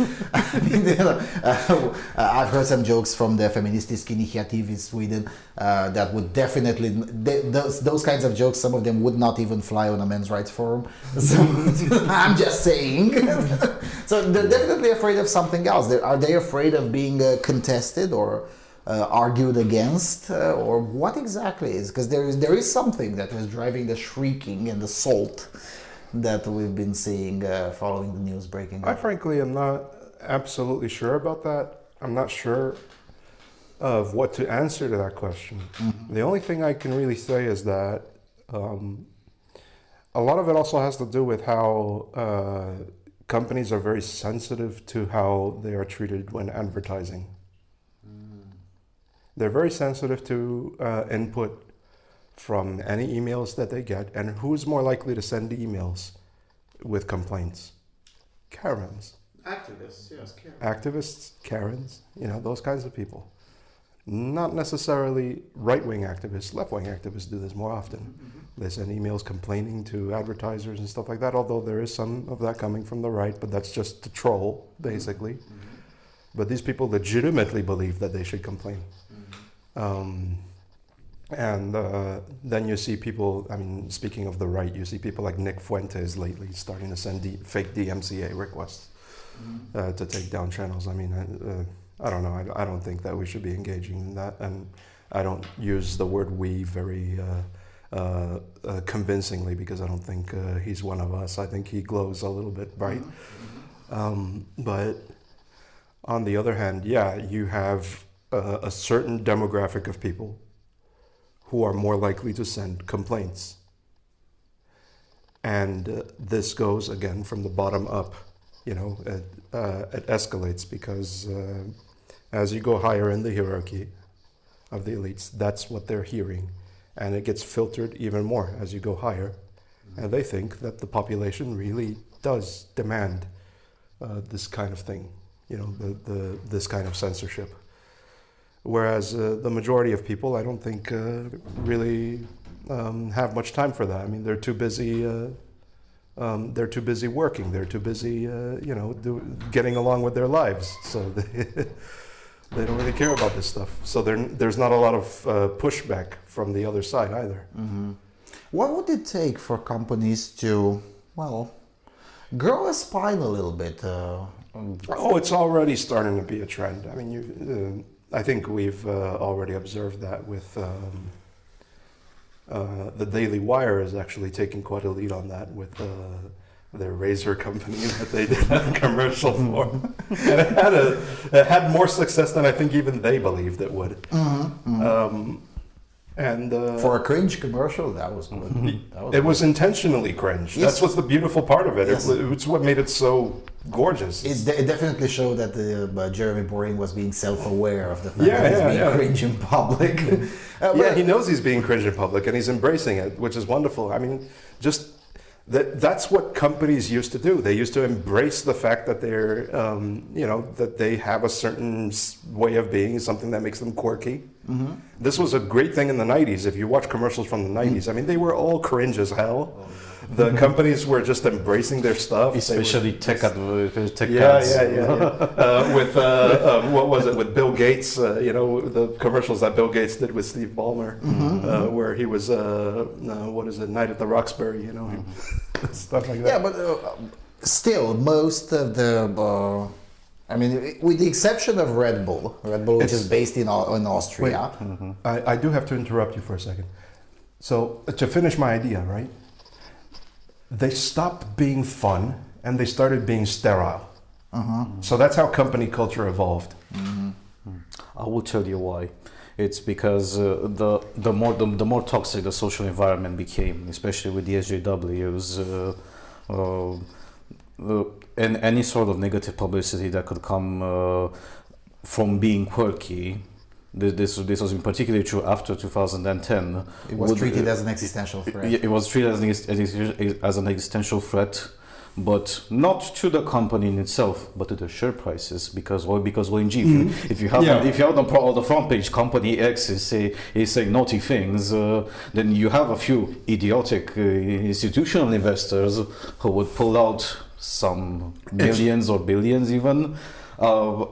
Out of your stock, and this is going to reflect very badly at your next board meeting. It's also why the ACLU changed a lot, because of the fact that its donors changed. The ACLU outright came out against Elon Musk buying Twitter because that is terrible for the social milieu.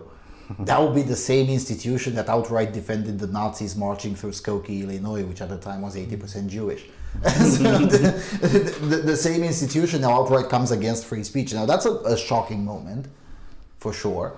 And when it comes to companies, other than Red Bull, which in 2019 treated their own SJW scandal by the chairman coming in and outright firing all of the SJWs, everyone who's been SJW in public was fired in the same day, and then followed by a sterile statement: we do beverages here, not social justice activism. Thank you. Enjoy your work. Yours truly, the CEO. But other than Red Bull, almost nobody did that until really this year with where Joe Rogan hosts their Spotify. Spotify, but they got pressured into deleting Joe Rogan, and Spotify just kept on saying nothing and nothing and nothing. And at some point, Spotify notified everyone that they failed to reach a prolongation agreement with the Obamas, and oh, by the way, here's the numbers on Joe Rogan going brrr. And that's it. So there was a very low-key trolling. But other than these two examples, I don't have other examples of large enough companies who just keep on saying, that have just been able to tell the SJWs, no. Cancel this, no. It's gonna gain momentum. I mean, it has to snowball at some point because the model is unsustainable, and they know it. Commercial interests know it. George Soros knows it. I think surely at some point, Soros should know. yeah, Soros is not a dumbass. He didn't get where he is by being completely blindsided by things. He knows exactly what's going on. And I don't think he's necessarily panicking. All he has to do is just change his narrative, push the green button to change the narrative, and that's fine. Everything's going to be okay. Most NPCs would fall in line anyway. Yeah, it's not a big deal. No, I think that a snowball is coming, if it's not here already. I think the acquisition of Twitter might, if Elon Musk, I don't trust him as far as I can throw him, but I do trust him to be unpredictable. Which because is he enough has to bring in the necessary chaos. Yeah, he's unpredictable. So having that element of chaos in a company that still has a large influence on information flow is going to probably be the one thing that pushes that snowball forward. I'm gonna buy Coca-Cola and introduce back the cocaine in it. Yeah. A legitimate Elon Musk tweet from 28th of April 2022. Yeah, or how about I buy Facebook and then delete it, lol. Or buying McDonald's and fixing all the ice cream machines. Yeah, and it does speak to a cultural moment when someone can make $44 billion jokes just because he can. That's also a testament to the remarkable wealth that America still has. It's incredible. Although the middle class continues to shrink, and that will be, I think, the defining issue of the 2020s is the complete decline of the American middle class in favor of the ultra rich. I think that we're starting to get to the actual Occupy moment. Yes, because in the 2010s, yes, the middle class was shrinking, but that's because more members of the middle class had become richer. Yes. But now it's shrinking in both directions. So Yeah. we'll see which one evens out. But you're probably correct that at some point it will balance. In the US as well, there's also part of the fault of the private company, but also part of all the federal government. If the only reason why the Amazon model of business is sustainable was speaking specifically about Amazon workers working in warehouses, is because okay, Bezos is no longer CEO, but he implemented this model when you can employ people for $10 to $12 an hour to work in a warehouse because you know that they're gonna work something like I don't reckon what was the limit. I think it was 20 hours a week, so that you can still so they can still cash in welfare. You can still cash in welfare and Section 8 and food stamps and everything, and that's what the majority of the workers in Amazon warehouses apply to. Not to mention that Amazon... And this is only a sole example. There are many more other companies which do the same. McDonald's does it the same way in still a lot of states. Yeah, and the Amazon's labor practices are indeed horrific, even by my standards, and I actually don't believe in labor rights. But but even so, even by my standards, Amazon is much closer to Foxconn than it should be permitted in a civilized society. It's because this is what leftists don't understand. Is because it's not capitalism per se. It's crony capitalism. It's the marriage between the private sector, especially the worst of the private sector, and the federal We're government. going to have to start talking about separation, not of church and state, but of economy and state. Yes, economics and state. That's something that our elders who wrote the Bible just... But you can't necessarily do that either. Because there are conceivably some emergencies in which you would want to have, some part of the workforce dedicated to a particular task, like World War II, for example. On the other hand, Ukrainians didn't have to force their factories to, To switch to a war to economy. switch to, no, they immediately did it by themselves. And that most of that happened during World War II as well. In America, the shipyards started to immediately start up drafting concepts for the Liberty ships and stuff like that. And it was not with the direction of government. The government came in later and said, "Yeah, we need this many. Can you do? Can you draft a plan for that?" And that was it.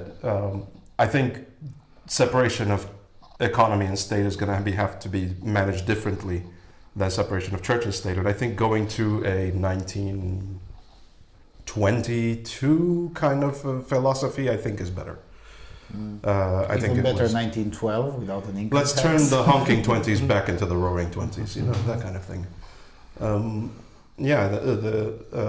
Having that kind of political philosophy regarding the economy and the state would not be very harmful. I think some worker safety regulations or this and that, it's going to have to be handled with a lighter touch.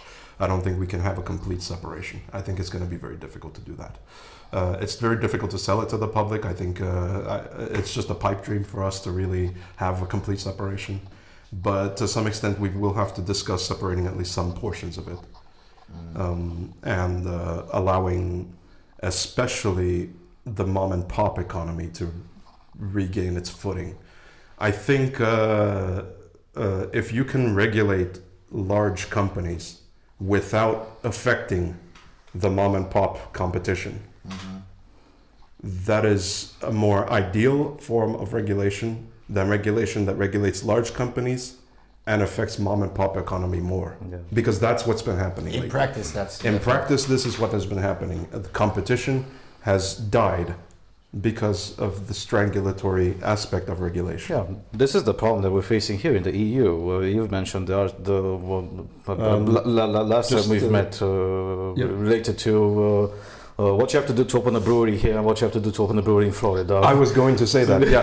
But not only that, even Romania handles this better than, for example, Germany. The standard of Eurosayus. Look, if I were to open a meadery here, I'm going to have to deal with some really annoying regulations. But if I'm a small producer, I don't get regulated as hard as if I produce more than 50,000 liters a year. Which, to me, I think is, if you want to apply regulations, right? Let's look at this from a center-right perspective, even though I'm not center-right, but this is the only way you can sell it at this moment. We have to think in Realpolitik, right? And if you want to have a regulation, why don't you implement it in a way that scales down the smaller a company is? Make it as light as possible for the little guy, and cast the heavy stuff on the big guy. It's not a problem. I think in some ways it's, I hate to put it this way, equitable, but That's a problematic word. yeah, it's a terrible word because it's been so perverted over the last decade. Yeah, and devoid And of context. actually over the last century. To the point that now equity is outright the enemy. Yeah. No, I think if you are going to apply regulations, if you're going to put regulations in place for a particular sector of the industry, scale it down. Scale it down. Don't scale up. Yeah. Scale down. But in order to scale it down, you need to have at least decent lawmakers who will know the nuance. The vast majority of them aren't like Well, that. if you want statesmen, you need a war, apparently. This is why I hope this war takes longer. At least an electoral cycle. Yeah, it is terrible to put it in these words, but it is true, and nonetheless, war tends to reassess things back, at least, or not necessarily back to reality, but closer to reality. It also brings out the best and the worst. And the worst, in people. yes, that's true. Going back to That's a great reset right there. yes, probably not the one. This is not what Klaus Schwab thought of. Probably not as close to what Klaus Schwab had hoped, but yes. Moving back a bit closer to cultural issues, the tech monopoly is probably not broken, but definitely going through a period of instability just on the news alone that Twitter is going to play by even slightly different rules than everyone else. And de facto, right now, speech is freer already on Twitter than it is on YouTube or Facebook. Yeah, and if you don't like it, you can make your own Twitter.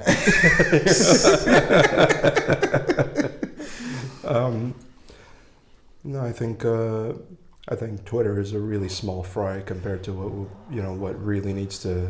I think we need to shake up things like Alphabet, like Like Google, essentially. yeah. Alphabet and Facebook. That's already kind of happening. I mean, I think that Odyssey is actually a really good competitor to YouTube.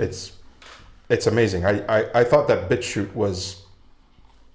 I didn't really favor very much BitChute. I didn't have a lot of faith in its growth. I don't have faith in its leadership. I don't have faith in its development prowess. But that much is clear. That much is clear with the development yeah. prowess, for But sure. but definitely Odyssey has really surprised me. In part because Odyssey has managed to grab something that everyone else didn't yet. BitChute and Rumble in particular are guilty of this, but Odyssey is not. Odyssey has been able to draw non-political content, which is key. That's to important. it is key to the growth of a platform. I mean, Rumble has bigger budget than Odyssey. Rumble has a slightly better,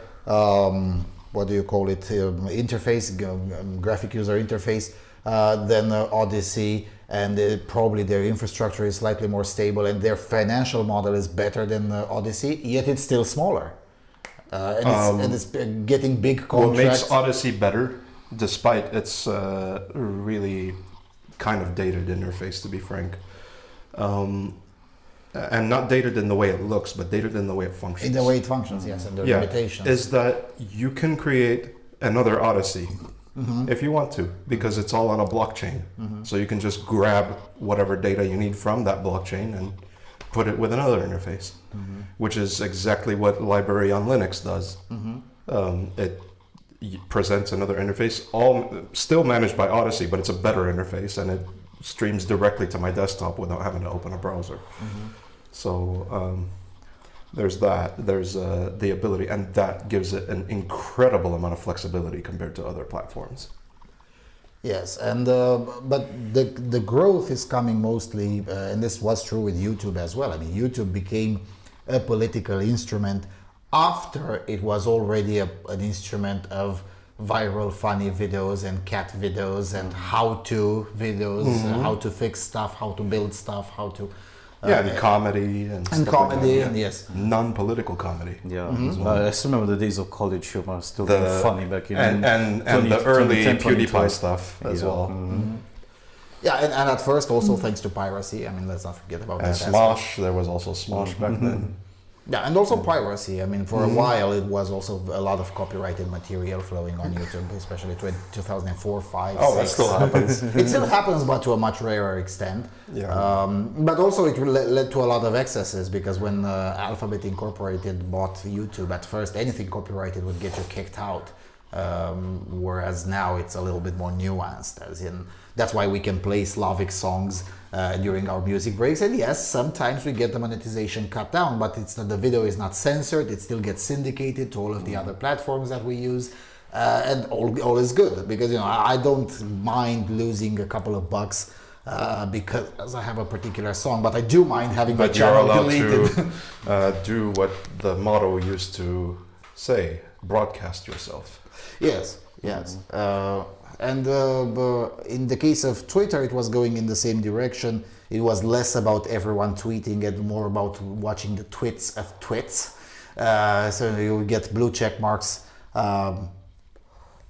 given a leg up, essentially, and everyone else being demoted. We still have that on YouTube. When you search for a particular topic, you get more of a mainstream media coverage and less about regular people owning channels. So it's less about YouTube and it's more about ThemTube. And that kind of have to change somehow, either through a competitor or through a shake-up at Google.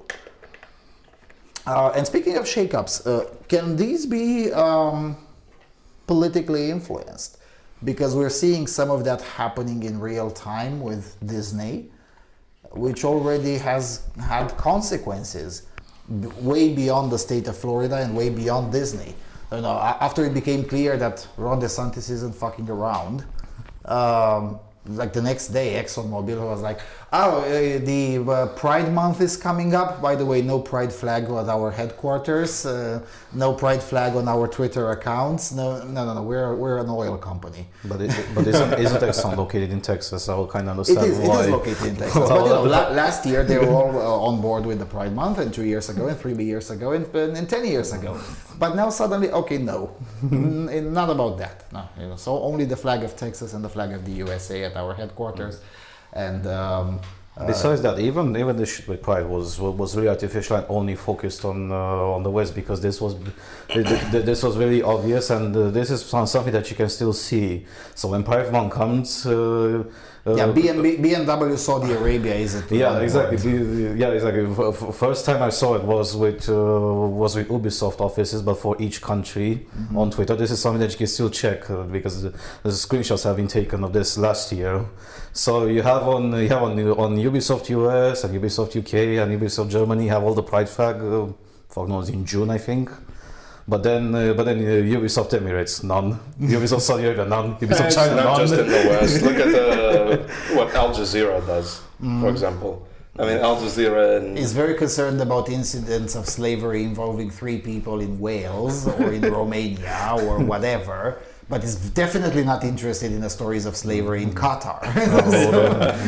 or slaves for sale on Al Jazeera Arabic up front. Yes. Same thing with Disney. I mean, right? Disney is very concerned about transgender children in Florida. Meanwhile, they produce their movies in the Gulag in Xinjiang. So, oh yes, Mulan. so there's that. The point I'm trying to make here is that can this be influenced also through politics? Because that's what Ron DeSantis has been trying to do. It basically said, Mr. Giant Corporation Disney Incorporated, stay in your lane. And when they refuse to stay in their lane, okay, let's reevaluate some of the tax privileges you've been getting here. Okay, but this one is not available anymore. And that should not have been controversial. I mean, the Washington Post in 1993 was titling Disney's weird perception of democracy, or Disney's weird concept of democracy, something like that was the headline, in which it was describing just how terrible the tax deal is for Disney Incorporated in Florida. So now here you go, you have a governor, admittedly 29 years later, but then again, it's not his fault that he was a kid in 93, fixing the problem that even the Democrats agreed that it was a problem, and now the Democrats are... Oh, this goes further back than 93. Florida did not have a constitution yet when the tax privileges were offered. And it was the self-governing privilege more like, because they are allowed to have their own police force to enforce their laws. They're allowed to not enforce certain things selectively as well. And they gave, it was basically a mini East India trading company inside of Florida. And he's basically reining back control. So, you know, we're at the Victorian era again, where, you know, the crown is trying to take back control of its domain.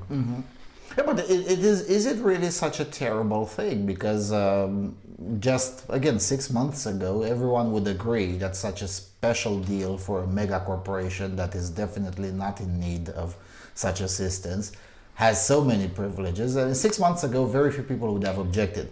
Yet when it was finally voted in the House in Florida, the Democrats literally cried. I mean, you know, they threw a tantrum in the very literal sense. Now, admittedly, some of them did that because their campaigns rely on Disney donations, which are probably going to be drying up because, you know, they failed for the task. But many of them were not, I mean, I looked it up, many of those who threw a tantrum are not connected financially to Disney, yet they still threw a tantrum because... Because they were told to. Because there are people that they follow, that they admire, that also started to throw a tantrum. It's a bit of a mass hysteria, per se. And we're not immune to that. We have that too, you know. So, yeah, I mean, we know how it works, and it's just part of human nature. I don't see anything particularly malicious in that. I just see that people are just going through a little period of mass hysteria, and then it's going to be loud for a couple of months, and all of a sudden it'll quiet down and things will go back to normal. I don't. That's usually how it is when a conservative applies policy, because he doesn't go further than that, like we did with COVID, where the mass hysteria was perpetuated for 2 years. But yeah, there's just a little bit of hysteria, then everything goes quiet. Yeah, because the effects on Disney's financials are, okay, significant-ish, but not really. They don't care much about the park. Well, they do care about the park. I mean, it's a wonderful park. It's actually quite nice. It's very fun to visit. And there is a certain amount of revenue made on it, but they don't make as much of a return on their investment there as they do from the films. So really, they weren't affected that much. Yeah, that's what I was about to say. It's not really the end of the world for Disney Incorporated. No, not at all. So why would they throw so much weight, political weight, on it? Not on the park itself, but on the on the parent and child safety law, which is the real title of the bill, or the Don't Say Gay bill, as New York Times insists on calling it. New York Times, a former newspaper. By the way, Elon Musk should buy the New York Times and turn it into a newspaper again. I mean, that could be a significant cultural. Let's see how he does with Twitter first. Let's see how he does with Twitter. But yes, why did they throw so much weight on it, on trying to stop the bill that would essentially tell teachers, please don't be groomers in public with 9-year-olds? I mean, is that something that is that a hill worth dying on for a corporation that makes money from parents, essentially? I don't think they know what they were getting into. I'm convinced they underestimated the result. No, I'm convinced that most of these companies doing this narrative crafting and all of these opposition to essentially normality, I don't think they truly know who is pushing the levers, if you know what I'm saying. I don't think it's very clear even to me, frankly. I just think that some element of pathos exists within the company that makes it sound right to them. Understand? Especially in the upper echelons. You saw Disney's grandniece, or what was it? No. The woman who inherited the company, I forgot what her name is. Either way, she also spoke out, saying basically the whole "why would somebody please think of the children" kind of narrative. I'm not sure she's entirely aware of the bill's impact or what it actually contains. I think somebody she talks to and trusts in her network told her that this is a terrible thing and that she should oppose it.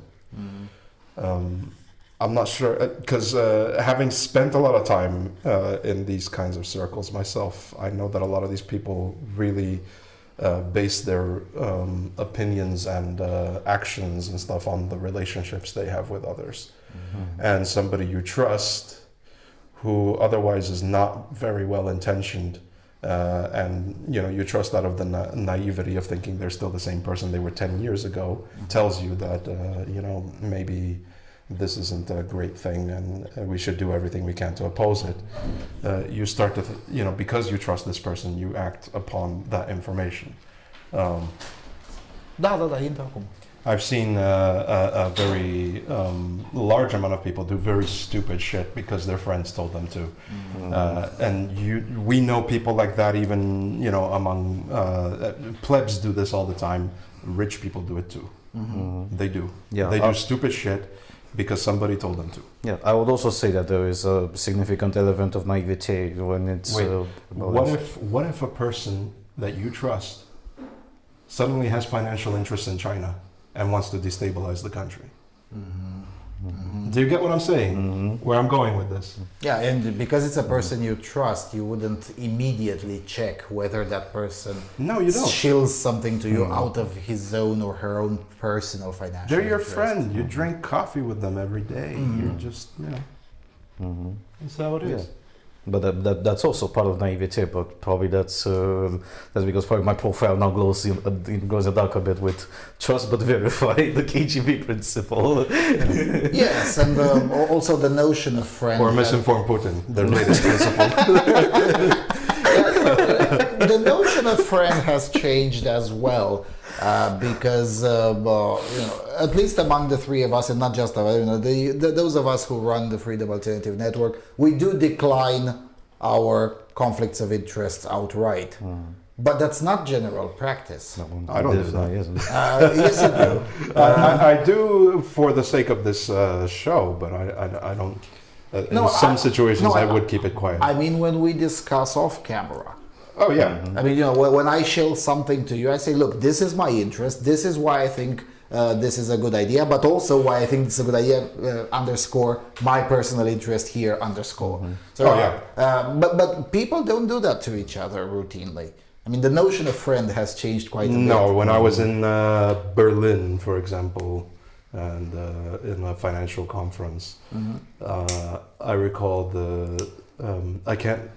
I can't really name names here or say who it was or what company they worked for, but let's say it was a very massive Swiss bank, and it was a person in the upper echelon. I'm not going to say which position it was because then it's too obvious.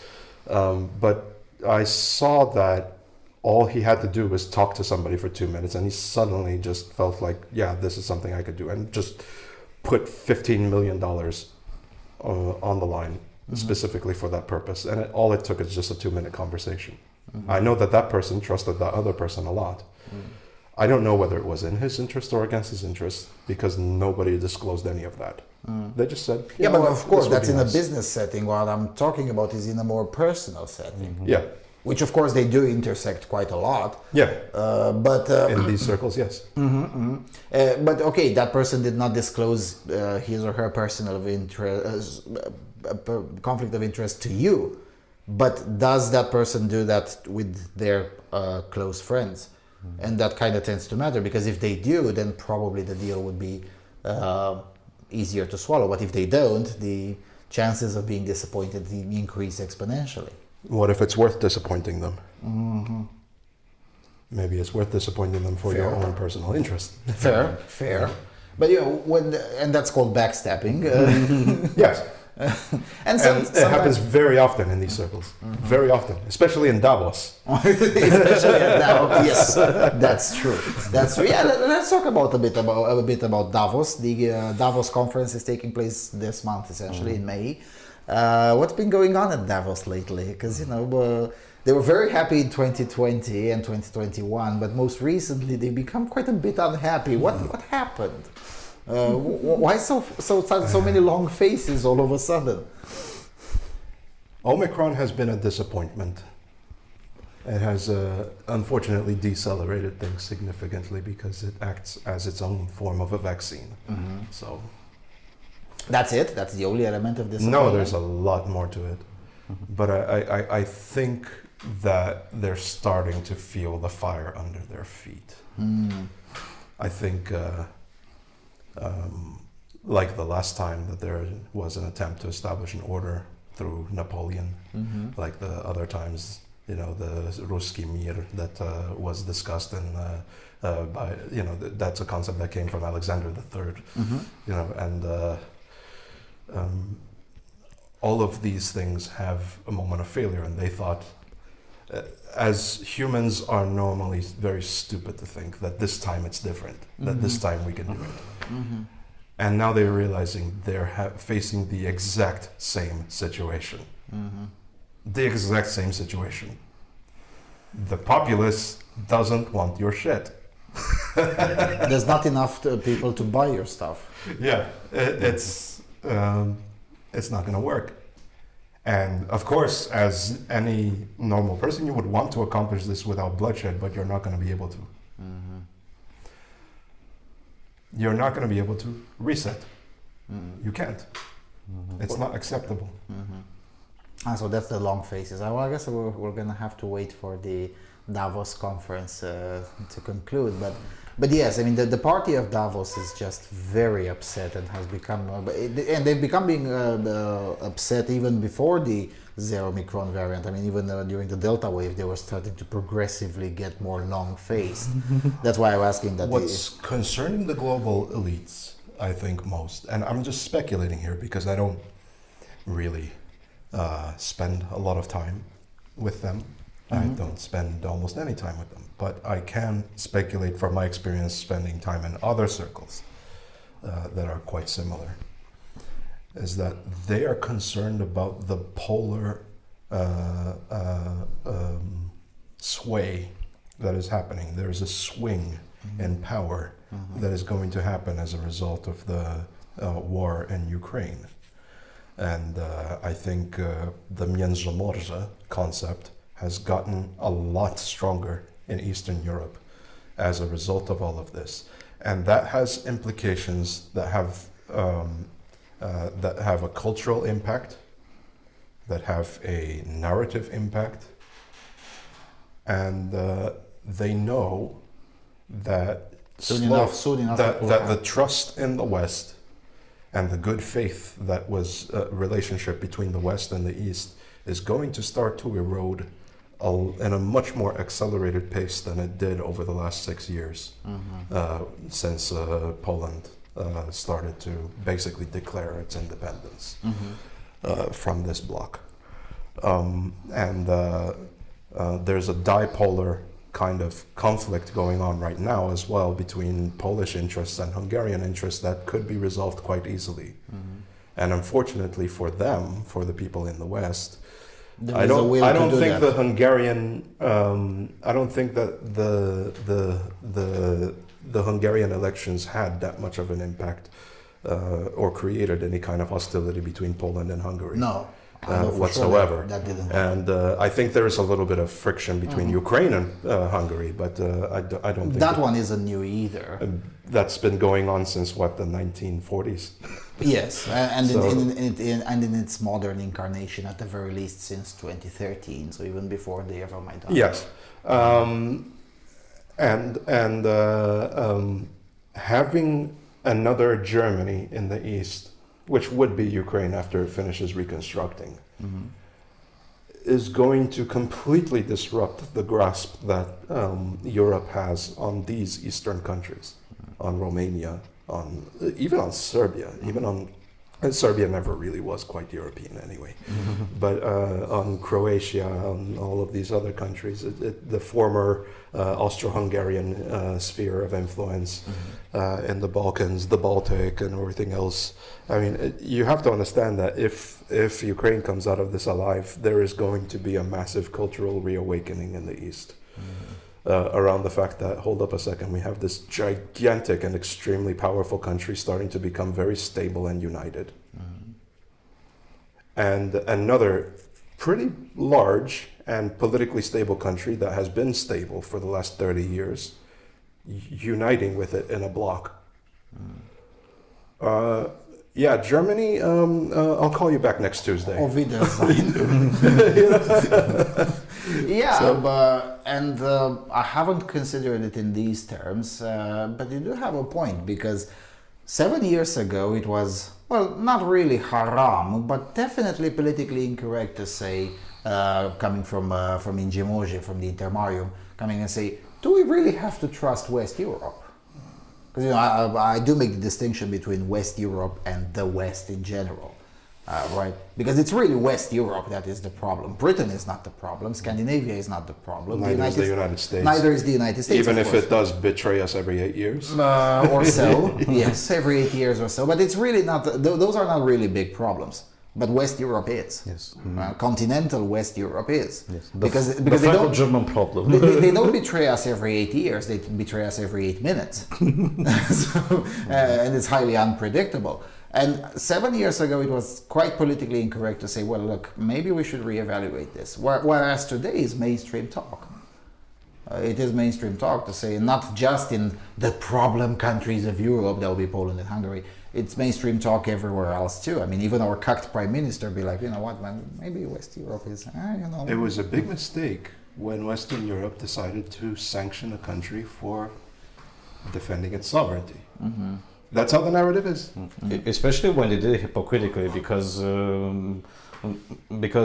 it was the same decision done in France, not in France, in Spain a few years before that, And Germany. and Germany as well. But suddenly, if Poland does it, Yes, it's a problem. If Hungary does it, it's a problem. Laws for thee, but not for me. Yes. Yeah. Which also undermines the any belief that may have been there previously about, oh, but you know, we're building the rule of law here. Okay, then let's observe the law. Hold on a second, because that's also an issue. Because What about Italy? What about Switzerland? What about Spain? At least Switzerland is not part of the EU, so there's That's an exception. That's true. At least Switzerland is not part of the Erosion, but Spain is, and Germany is, and Italy is, and France is. You know, France gets to reject. And don't forget about Denmark. And yes, and Denmark too. I mean, France gets to reject a EU constitution, which, by the way, I think it was a great decision in 2005. Spain gets to reject the almost the entirety of the rule of law pact, like the Constitutional Court of Spain did, which again I think it was a good decision. Yeah, And there was no consequence for it. For making that decision. Germany gets to essentially suspend its membership in the Eurozone, which the Constitutional Court in Karlsruhe did 6 months ago. All of that is okay, and again, I think those are good decisions. And Brussels never reacted to it. And then when the Constitutional Court in Romania and the Constitutional Tribunal in Poland do exactly the same thing, in fact, at an even lower pace than what Germany and Spain and Italy did, suddenly it's a problem. And it's also related to political color, as our media would put it. Because, you know, technically speaking, our government is from the European People's Party, the same party as Ursula von der Leyen, whereas Orbán Viktor and Mateusz Morawiecki are, technically speaking, from the ECR. So it could be that too. You're not part of our gang. So there is an element to that. As well, but even with that, now you see even Polish leftists be like, you know what, maybe the conservatives had a point, at least in part, about the whole West Europe thingy. I'm seeing more and more of that, which is, again, was entirely unimaginable 7 years ago when Donald Tusk be like, Eurosayus über alles, everything else is an idiot and a Putinist and hates gays and whatever, and now everyone like, you know, really? Okay. And to add to this, historically, it's been a good thing for Europe to have a strong East, because it prevented Russia from interfering with their country. If you want to be serious about Russian interference in elections, about Russian propaganda, about Russian trolls and Russian this and Russia that and Russia, you know, their obsession. Let Poland do its thing. Because Poland has been Polanding for 800 years with helping them solve the Russian problem. So, you know, if an economic and military bloc forms a little NATO, for example, in the East, it would be a great thing for Turkey. Because it gives Turkey the breathing room it needs to concentrate on its eastern front, on its eastern borders, which it terribly wants to do at this moment because of the Azerbaijan conflict, because of the ongoing Syrian conflict, of the ongoing Syrian conflict, and all this other stuff. So and the Iranian problem. It would give Turkey the breathing room it needs to kind of stabilize things a little bit in their country and focus a little bit on the east. And then it gives Western Europe also a significant amount of breathing room because they have a very strong power in the Baltic that's on their side. It's not like we're going to stop being allied with them. Of course not. An alliance with France, Germany, and all these guys, very valuable. We just know that they won't, you know, they'll be happy to let us do the dying if there's a war. But but it's still valuable from an economic perspective, you know. Yeah, but that's the thing. It's slowly starting. The realization is slowly happening. Not fast enough for my taste, but I'm happy that it's finally happening. That look, just because we can be in alliance with West Europe doesn't mean we have to be in a political union with West Europe. Yeah.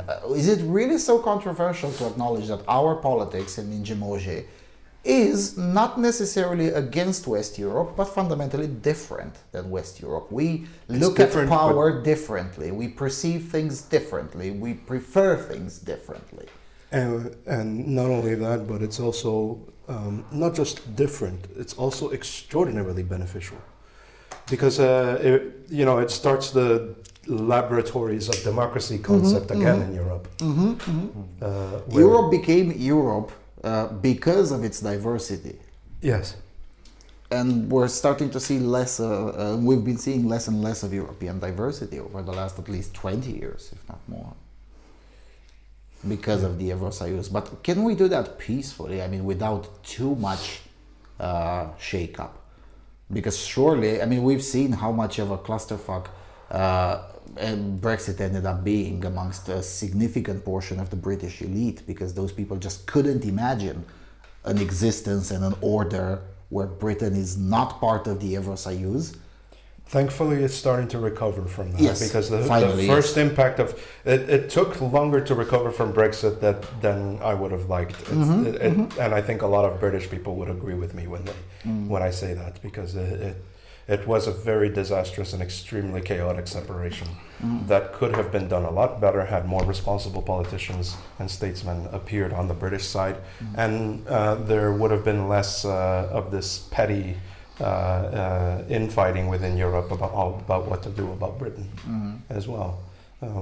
It wasn't just that one, but the treatment the EU applied to Britain was absolutely disgusting. It was very well. asymmetrical, but whose fault is that? That's not just Europe's fault. It's also this whole mentality that Britain has to do things a certain way because the law says so. The Eurosayus was petty as well. Britain could have learned, and it didn't even have to do Brexit. It could have learned from Romania. We say as you do. Say as you do, we do as we do. Yes. Yes, but the British mentality is just incompatible with this way of doing things. Yeah. And you know it because you struggled yourself with it for the first few years living in Romania until you internalized it. I mean, the British way of doing things is a way. It's not necessarily wrong, it's not necessarily right, it just is what it is. The German way, which is the Eurosayus way, is a different way. It's not necessarily bad, it's not necessarily good. Sometimes it's good, sometimes it's bad. The Eastern European way is just different from the other two. And again, it's not necessarily good, it's not necessarily bad. But it just is what it is. But we don't acknowledge it. Now we finally acknowledge that, look, the British way of doing things is different than Eurosayus, and that's fine. And suddenly Britain already has, again, influence in Europe. Do you have a license to say that, mate? I think I forgot my license at home, love. So we're starting to finally acknowledge that the British way of doing things is just different and it's not necessarily bad. And now Britain, again, has influence in Europe without being part of the Eurosayus. Who would have thought?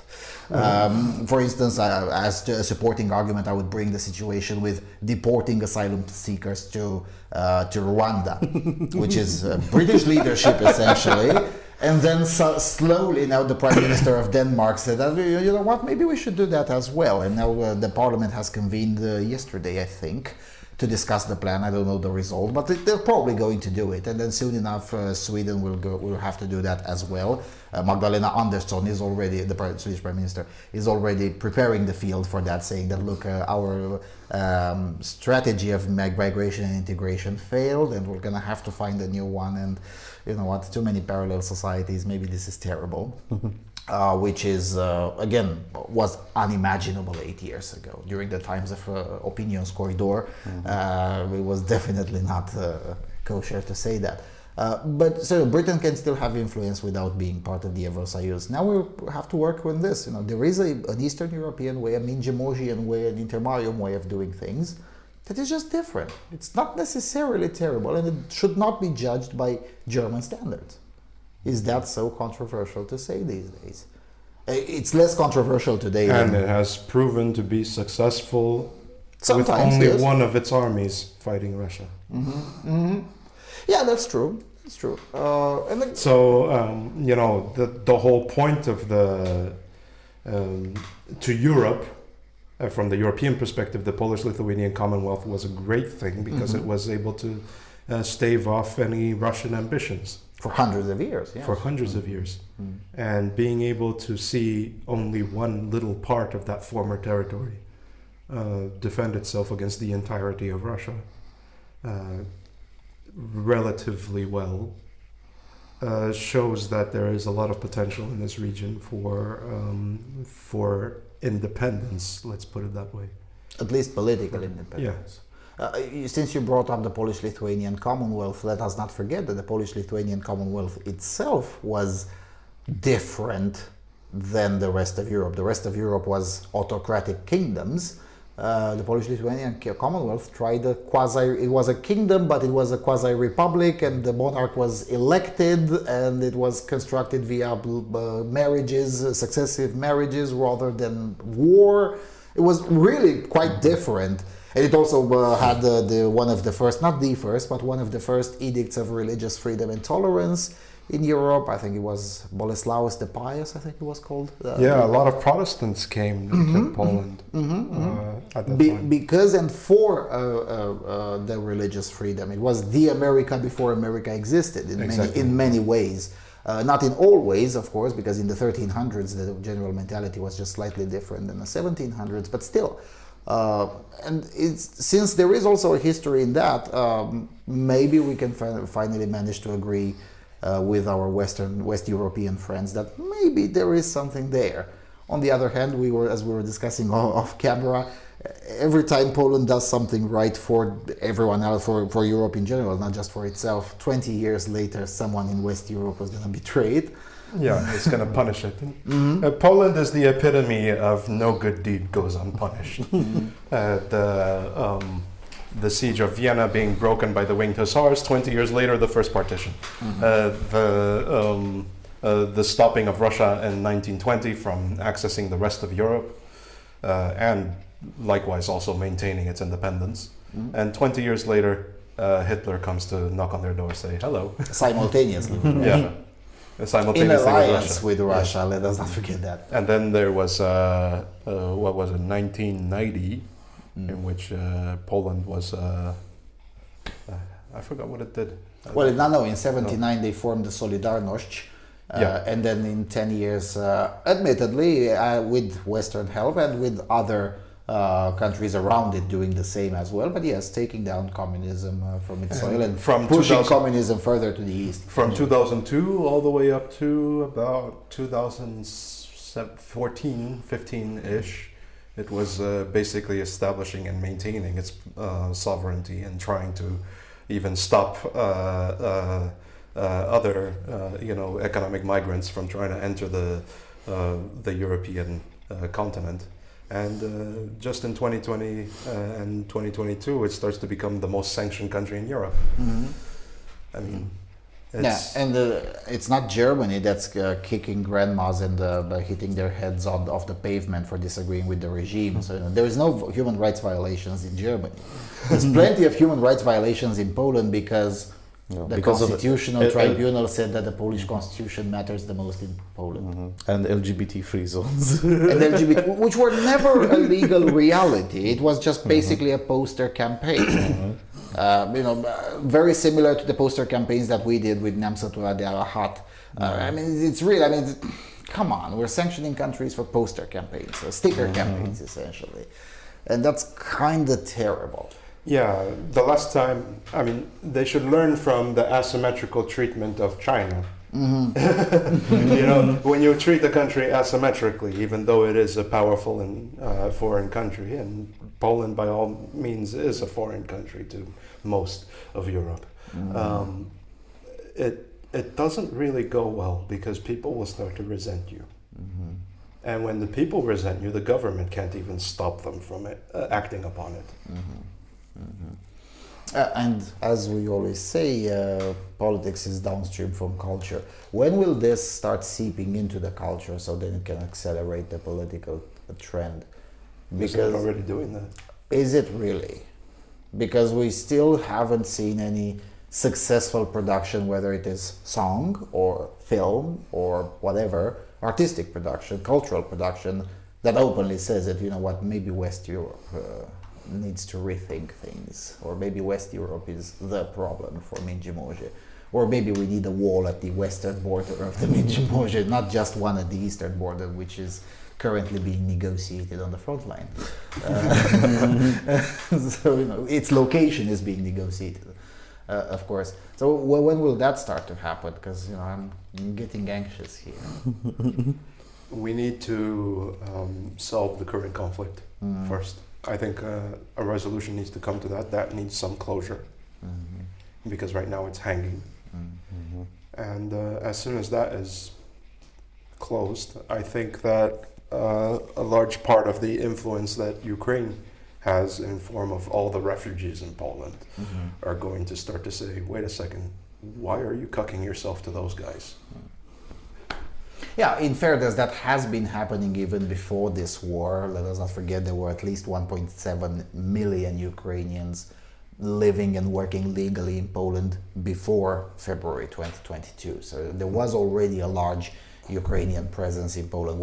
Last time when I was in Poland, which was 2019, in certain areas of Warsaw, I would actually get along with people much better in Ukrainian than English, because the Ukrainian immigrants rarely spoke English. So there was already some element of that. But you're right, now with 4.7 million Ukrainians living in Poland, albeit temporarily for the most part, should have some influence. Although the flow of refugees has changed, now more people have traveled from Poland to Ukraine than the other way around over the last week already. So some things are already changing for the better on that front. But the reason I'm asking these in cultural terms is because very important elections are coming around 23 and 24 in Poland and in Romania. Then there's the local elections in Budapest, which will probably change a little bit the course of the capital city. Because let's not forget, Hungary is basically Budapest. With a few villages here. With a few villages here and there, and Międzymorze here, of course. but no, seriously, I mean, who runs these places tends to also dictate the culture. The current regime of Prawo i Sprawiedliwość in Poland managed to grow that fast and stabilize itself because it ran the city hall of Warsaw, which was again considered impossible just a few years prior. Because technically it has been happening, even in Poland it has been happening. The big cities tend to still be run by the left, albeit by lower and lower margins, but they're still being run by the left. And as long as that is the case, we're going to keep on having a fifth column within our midst. Unless the left turns against their own in foreign countries, then we can use them. I agree, but how to accomplish that? I don't think it's something we have to accomplish. I think it's something Western Europe is more competent at accomplishing. Fair enough. Fair enough. Because it already is kind of sort of happening. There already seems to be fracturing among leftists, and you've even seen a lot of Romanian leftists start to condemn the Western Europeans for being so lackluster and unsupportive of Eastern European causes, especially right now that you can kind of see the true colors, that they're doing this really out of reluctance. They're not really doing it out of any kind of conviction. And you can see they're dragging their feet and all that. Well, it surprised me how many leftists woke up on the French question just over the last month. And, they all started with, yes, of course, Macron, because Le Pen is Putinist and shit. And by the time the second round, well, actually, they're both Putinists. And okay, Macron got re-elected. And then after the election, oh, hold on a second, the first three are Putinists. I mean, is it really someone non-Putinist on the ballot? Well, hold on a second. How did that happen? Because, of course, in Eastern Europe, being a very low demand of Putinists, because, there are that low supply, of Putinists. Equally high demand as in West Europe, but a very low supply of legit Putinists. They were starting to essentially hunt down anyone with a different opinion and labeling them as Putinists. But now they finally figure out a more accurate target. And hold on a second, you have so many Putinists in France that to keep you busy hunting down Putinists for at least the next decade or so. So there's that. But can that ever change? Can we have a non-Putinist or non-pro-Russian France in a decade at least? Okay, definitely. Right now, it's a tough position to hold for France in the first place. France stands to lose more than it gains As the by main- standing by Russia. And I understand the Franco-Russian alliance is something that goes back over 100 years and stuff like that, but I think France would stand to gain a lot of goodwill from nations in Africa in its sphere of influence, from expanding its sphere within Europe as well, if it would cut that umbilical cord a little bit, because they're really the reasons to stay in an alliance with Russia is dwindling by the day. Let us not forget France delivered weapons to Russia even after the onset of the war. So there's a lot of goodwill to recover from that. But can Macron do that? I'm not asking whether he's willing to. I think Macron has learned quite a bit on the job. And As I'm all hoping- presidents, let's face it. every president has learned on the job, but I think he had a lot more to learn on the job because of his inexperience in politics prior. And what he learned on the job has made him relatively competent over the last 2 years. And I think my hope is that he does start to grow. Some testicles will start to descend from his pelvis to start to, there were some pretty ballsy moments, to be fair to him, in the last 2 years. And that's why I'm saying he started to swing his weight around a little bit more. Reaching puberty, okay. Yeah, he started to swing his weight a bit more as a president lately. And I hope that the fact that he got reelected and now is serving, it's only 2 terms for presidency in France, right? So since it's his last term and he has nothing left to lose politically, I think he has a lot more flexibility now to swing even more, to swing more of that weight. And I want to see that. I want to see him swing more weight, to make more confident stands, to see in himself the fact that his nation will stand behind him if he grows some balls. Because I'm pretty sure that the ballsy moments that he did have in the last 2 years did have some impact in this election. And I think that since he doesn't have to worry about getting reelected anymore, he can be as ballsy as he wants. And if he can be ballsy against Putin, I think that would recover some goodwill from other nations. I don't know how that's going to play out internally, though. I think that France itself, though, correct me if I'm wrong, but I think that culturally, French people are not exactly great fans of Putin at this moment either. Hard to... in the countryside, it's mixed, but in the cities, definitely not. And I would go and check, but they still ask for QR codizacja, so I can't go and check. So I think it wouldn't be too controversial if he decides to just slap away that alliance. It's a little harder to do. I understand that there's a lot of political pressure inside of the country. And financial one as well. And financial pressure, exactly. And not to mention the fact that there are lots of oligarchs that have financial stakes in France. In France itself, yes. Yes. It's part of the reasons why in the countryside the opinion is mixed, because a lot of them have very large properties in the countryside and they're the biggest taxpayers of those local town halls. And that will cause its own little form of chaos as well in France. I know that for a fact. I know that it's going to be... So more chaos as opposed to on top of the already existent one? Yeah, but I'm not sure exactly how it would extend to Macron personally, right? Like, how much of a consequence is he going to suffer personally by destabilizing France ever so slightly? I don't think that the destabilization is going to be quite as bad as some people predict it would be if he goes like full on anti-Putin, anti-this. I don't think so. I think generally people have kind of accepted that Russia has lost the plot lately. And I don't think even there's a lot of even former Putinists or even current Putinists that are like, yeah, this one was kind of bad, you know.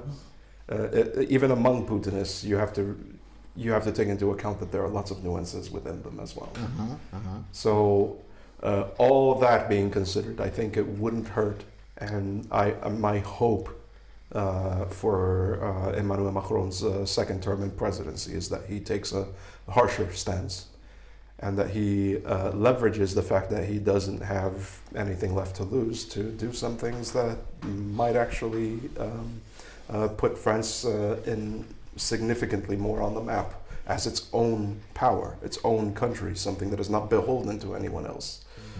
Because right now France does look weak by bowing to Putin. It does look weak to that extent. It looks like as if though it's a quasi kind of rump state. And that's not what France is. France is a very powerful country that is capable of standing on its own. And that is how it's going to have to be sold to the people. It's that, you know, we are the French, we are independent, we are trying to carve out our own future, and our destiny must not be beholden to anyone else's. And if you sell it that way, I think it would sell well with the French people, because they are very highly patriotic people. They're very patriotic. Oh yeah, nobody's questioning that. I mean, I'm questioning the geopolitics of France, not the patriotism of the French people. I'm not even questioning Macron's patriotism, quite frankly. But yeah. Well, if you're talking about geopolitics, I mean, you stand to gain a lot by betraying Russia. You stand to gain a shitload. All that influence in Africa is going to be, you know, now they have a choice between Russia and France.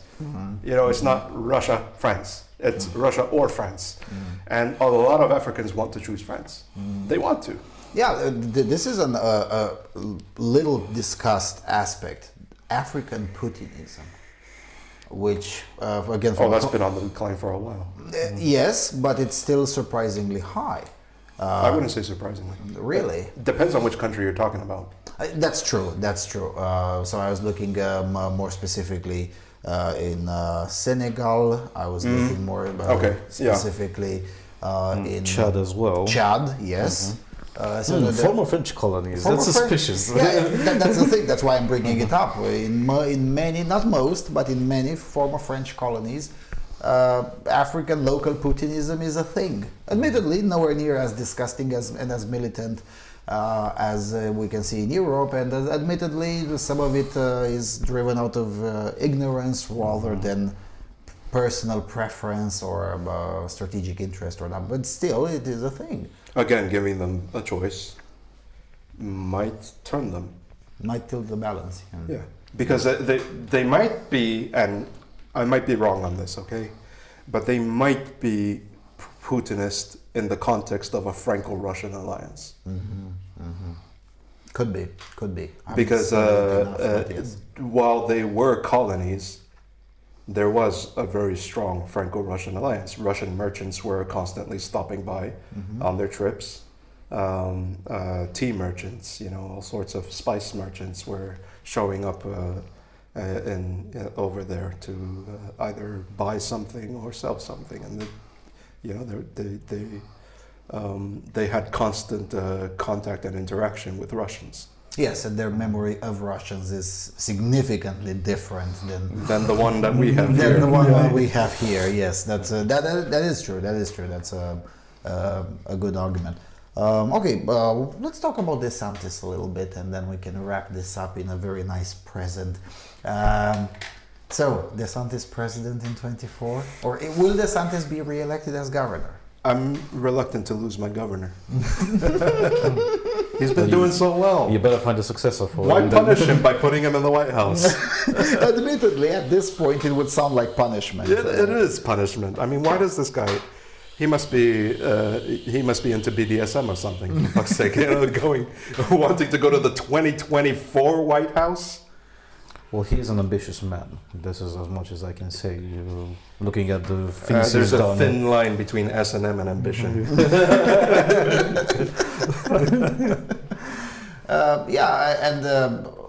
Little known aspects or maybe less known aspects is that Ron DeSantis hasn't been a good governor just from the perspective of cultural war issues, but he's been a very good governor on environmental issues, on economic issues, on COVID, which is probably what brought him national and even international popularity. But even before COVID, his election campaign, which admittedly he barely won. He won against Gallum for 10,000 votes or something like that. It was a very tight election. Which turns out now in retrospect to have been one of the most consequential elections of 2020, perhaps even more than Joe Biden's alleged election. National politics doesn't mean much to states. Yeah, and it's this friendly reminder that local elections matter more in the United States than who's in the White Federal House. elections, yeah. And of the federal elections as well, the upcoming midterms will probably be more consequential than the 2020 election, the 2020 federal presidential election. So he's been a good governor on most issues. Sure, not all, but on most issues. Will he be re-elected as governor now in 2022? Hard to say. On the ground, seems like a lot of people do support him. The election reforms done in Florida ensure that they are going to be fair and free, as they have been since 2000. No dominion machine manipulation there. Yeah, there's a very strong anti-Kalabalik policy in Florida. As a matter of fact, it's one of the most strict states in the union in terms of how elections can be managed. So in terms of no ballot harvesting, no vote from home. there's no shenanigans that are going to happen in an election. If he loses fair and square. I don't think he will lose. I think he has acquired a lot of goodwill from Floridians. I think that the most important demographic, the Cubans and Latinos, really, really like him. There are some Latinos that really don't, obviously. I don't think that they don't out of any bad faith reasons. I think that they just personally might have thought that his lax policy on COVID may have killed grandma because of the way that deaths were counted early on. Because even Florida was counting COVID deaths kind of weird. Loosely. Let's just put it that way. Let's just say it was weird during that time. So it depends. I mean, how many people were personally affected? How many people saw that there was something greater that was being done with the whole Disney thing, with the whole family protection, parent-child protection mandate. I think people with children are definitely going to vote for him, especially children who are in school, not in college, in school. So you're thinking of a Glenn Youngkin all over again, essentially. Yeah, soccer moms. Generally, he's won over the soccer moms. I don't think. I think the college-going demographic is going to be a little bit divided on him. I don't think it's going to be quite like as one-sided as it was in the last election. I think there are significant amount of people who vote Democrat who actually like his policies in Florida. Even and since they live closer to it, if people from California were allowed to vote in Florida elections, yeah, absolutely, he will lose. But because these people are closer to to what's going on, because they live in Florida and have benefited a lot from his policies, I think he stands a very good chance, a very solid chance of being reelected. Not only that, but there's also the incumbent bias in the United States, which, the only exception to that recently is Donald Trump, who did not benefit enough from the incumbent bias. Yeah, he didn't benefit enough from incumbent bias. There are some things that I will not say publicly about that, but I think we all know deep inside. Yeah, Susan, you don't have to worry about this. Okay, so I think as much as I hate to say it, I'd rather see him run for president and have somebody else run for governor. For the nation, for my state, I'd rather keep him. I'd rather keep him. Let somebody else run for president. Ted Cruz, whatever. I don't care. At the Zodiac? The cruise missile. Run a cat, run a dog, pick a dog off the street. I'll run 'em as the definitely vote for the Republican cat. No, dogs are haram. Yeah, I don't care. I don't care. One thing that DeSantis has shown us is that national elections really doesn't matter to the United States. What does matter, though, is where it does matter is outside the United States. Because if there's one thing that people have to learn in the United States is that who is president may not be as consequential to them, but it's infinitely more consequential to Americans living outside the United States. I have been more affected by Biden policies than, say, my family who still lives there, because they can lower the prices on their stuff, but prices stay pretty consistent over here. And as the dollar inflates more, I can afford less. And if it has more of an impact on my ability to eat than it does on an American's ability to buy Funko Pops. That spans to entirely different horizons. Look at how disastrous all the alliances are in the Middle East. So it gets bombed, but it doesn't do anything, even though there's been an understanding even since the days of FDR to provide some sort of defense.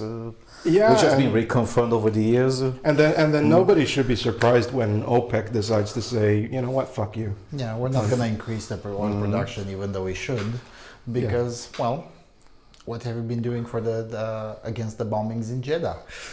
So, and that is on Biden, for sure. And policies of supporting, policies that allow Iran a little bit more breathing room, which is also on Biden. That is a bit of a serious concern for me. I don't know. I just have some personal interest in the area as well. But so it's a bit of a conflict of interest, to be quite honest. But for the people living there, it's not a conflict of interest. It's an interest. They are very interested in what happens in the United States specifically because they border these volatile countries. And for Taiwan, the effect that it's having there. I know that internally in the United States, sure, there were some things that happened, some hunks that happened because of the Biden administration, but it wasn't, it's not nearly as catastrophic as what is happening outside. There's nobody to rally around with the war in Ukraine. Let's not even talk about Taiwan. Look at the Taiwan. Poland has become more consequential than the United States and NATO in terms of the war of Ukraine. Yeah, so the elections in 23 in Poland will probably be more consequential. Yes, and it's kind of sad to see that that happening as somebody who comes from that country. As on the other hand, it's not surprising. I did come in 2008 thinking that this might happen someday, and I admit that was frankly very cowardly of me to do so. But I was 20. I'm 34 now. I think if something happens here, for example, I'm staying, and I'm gonna, I'm gonna make sure that I annoy you even from the grave. Yeah, because when we met this time around, you did start the conversation like, well, war will come probably to Tiraspol and then maybe even closer, and That's fine. Well, what are we going to do? Shall we leave? Of course not. No, we don't leave. This is our home. I go where? To Germany? Yeah, that's true as well. I mean, in fairness, at least for people like us. Although, frankly, if there are any fighting-aged men from my country who decide to leave, good on them, but they should not be allowed to gain citizenship ever after that. You do not deserve to be a citizen of a country you flee from when you are more than capable of defending it. Yes, and I was discussing this with a collaborator right here in Hermannstadt yesterday. At least with some of them I can understand why. So I have a more nuanced approach for those who leave. If you have kids in another country, though, by all means leave. Because you need to be there for them. It's a bit more complicated. Yeah, you need to be a father to those children. That's more important. It's not a white and black situation for sure. It's many nuances of gray. But I have very strong interests here, and it roots me here. Right. So the midterms are coming. Those will be a bit more consequential than, at least for us in the Intermarium. Or will they? It depends on what the outcome is. Sure. You know what I'm saying? Yeah. Well, in a way, that is admitting, right, that it is very consequential.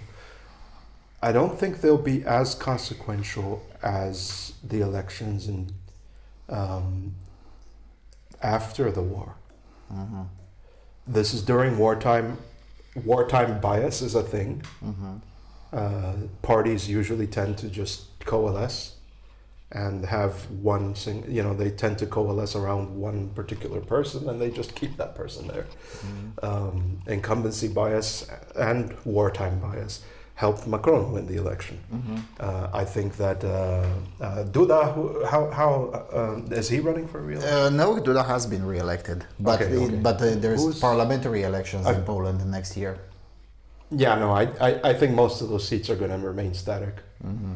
In Poland, yes. Yeah, I don't think that, and I think that Romania is too politically paralyzed at this moment to really put things, Yeah, but predict one way ours or are another. only November 2024, so it's quite far away. It's still 2 Yeah, years. no. after When all. it comes to like how political shifts happen, I don't think that a lot of shifting is going to happen during a war. It doesn't tend to happen during a war.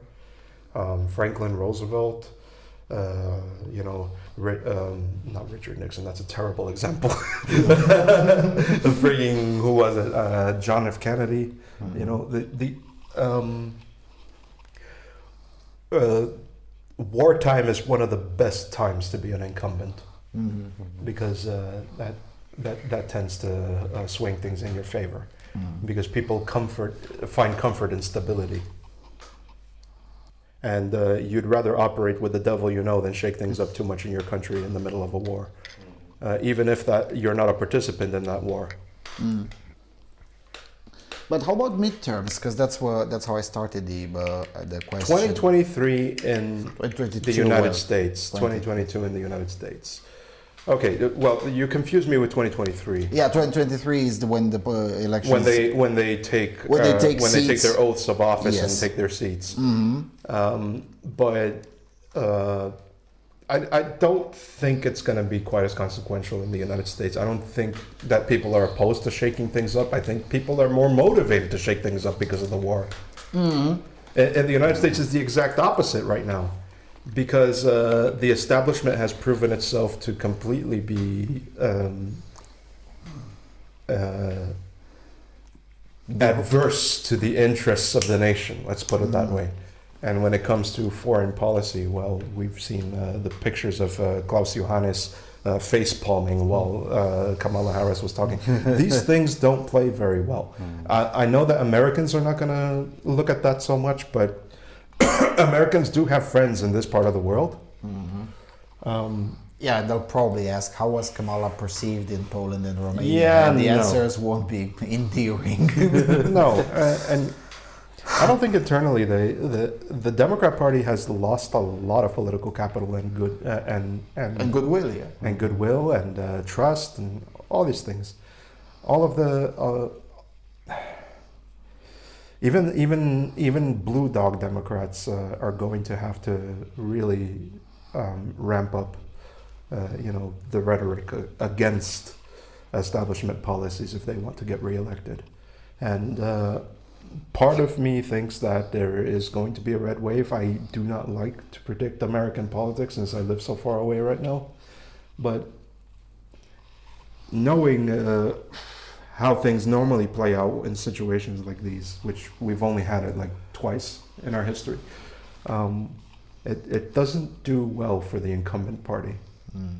Yeah, usually the one who owns the White House loses the first midterms that they contest. With the exception of Donald Trump and a couple of others, including, if I recall correctly, Ronald Reagan kept the Republicans in.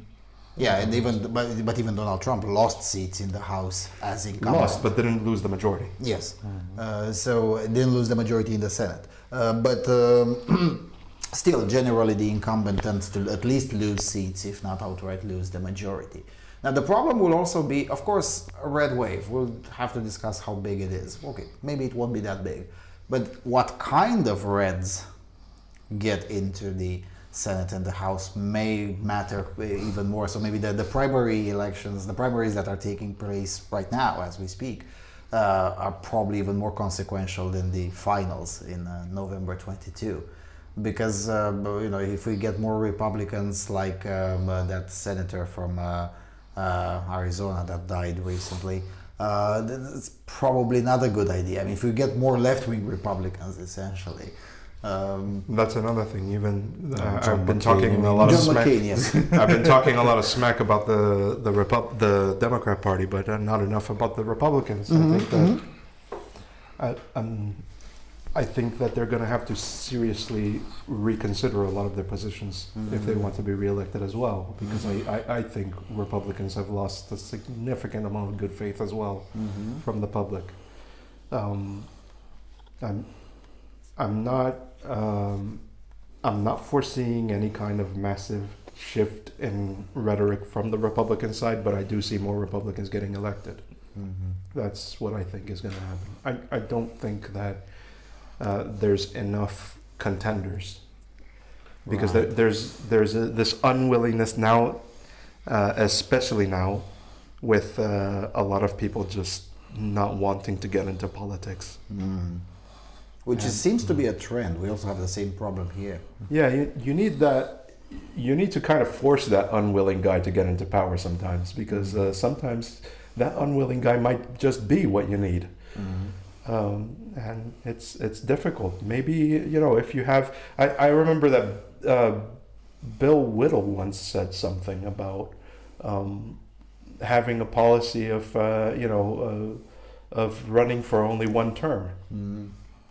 And just say, in that one term, like James K. Polk, for example, when he just said, you know what, I'm just going to be president for one term, smash through all the policies that I want, not even a hope for re-election. I'll just do everything I need to do just in one term and fuck it, have like those kinds of people. That would be really interesting. But I just don't kind of think... like conscription for office. Just get only unwilling people. I just don't think that's going to happen. I don't think it's very realistic to think that things are going to shake up too much. But absolutely, I think that the Republican Party is going to gain a lot of ground. Because as much good faith as they have lost, they didn't lose as much as the Democrats did. Democrats, Yeah. Because we were discussing just before I showed up here in Sibiu, that despite people like DeSantis or Abbott or the governor of Iowa or the governor of South Dakota, there are a few based Republicans right now in elected office, usually as governors. But despite these kinds of positive examples, the majority of the Republican Party is still running on that inertia that we shouldn't be pissing off the left that much. And I'm not just talking about the boomers at National Review, but I'm also talking about too many elected officials in various state houses and even in the Congress who are still not ramping up the way they should. The democracy would exist also at Des Moines. It will happen under one condition: if the war escalates enough. If the war escalates enough, you're going to start seeing a lot more radicalism on both sides. Because the United States is kind of in that powder keg situation at this moment. So it's ripe for that. But there needs to be a flame that lights the powder keg. That flame would be an escalation of war. At this moment, the war is not big enough for the United States to give a shit. Let's be frank. No, fair enough, fair enough. They do give a shit. I mean, I'm not saying they don't. And again, I'm gonna reiterate. I do appreciate that the Biden administration, and some good work was done by Anthony Blinken in this war already. But it's still not a level of escalation that I would consider significant. And even though it might offend some Americans that I say this, there's a big difference between what the United States is doing now and what it did when it sent thousands of Liberty ships to Britain. With supplies and a gigantic convoy of ships, many of them which were sunk by U-boats, and they kept going. I mean, we're still far from being having another greatest generation moment again. But I don't think it's too far away, and if this war does escalate, that's going to happen a lot faster. Right. Well, we'll see. I guess we'll see what happens. Meanwhile, of course, we're gonna have to continue what's been going on, to continue to monitor what's been going on next to our border, obviously. And we really need to make an emphasis on the point that the United States shouldn't be beaten by Putin in being the largest arms supplier of Ukraine. That would be embarrassing. Yeah, because at least in terms of memory, it seems that Russia isn't even attending that fight. They just refuse to play, which is a bit disappointing. On the meme front, we're just playing alone, which is a bit boring. It kind of is. Do you have any idea why? Because I've been trying to find explanations, because I kept on being asked by enough people who are expecting some expertise. You've seen it dying down, though, over the last 5 years. I mean, it already started to die down. The quality of Russian propaganda has been on the decline. Yeah, because for years. it started to kind of take itself a little too seriously as a country. I mean, it is happening. Russians are almost as thin-skinned as Americans when it comes to that kind of stuff now. Easily offended. Easily offended, yes. And as we know, the left can't meme, and Russia has become more and more like that. Now it's the Putinists can't meme either. Yeah, because I remember just 6, 7, 8 years ago, you could buy funny Putin T-shirts, and there was good merch available and whatnot.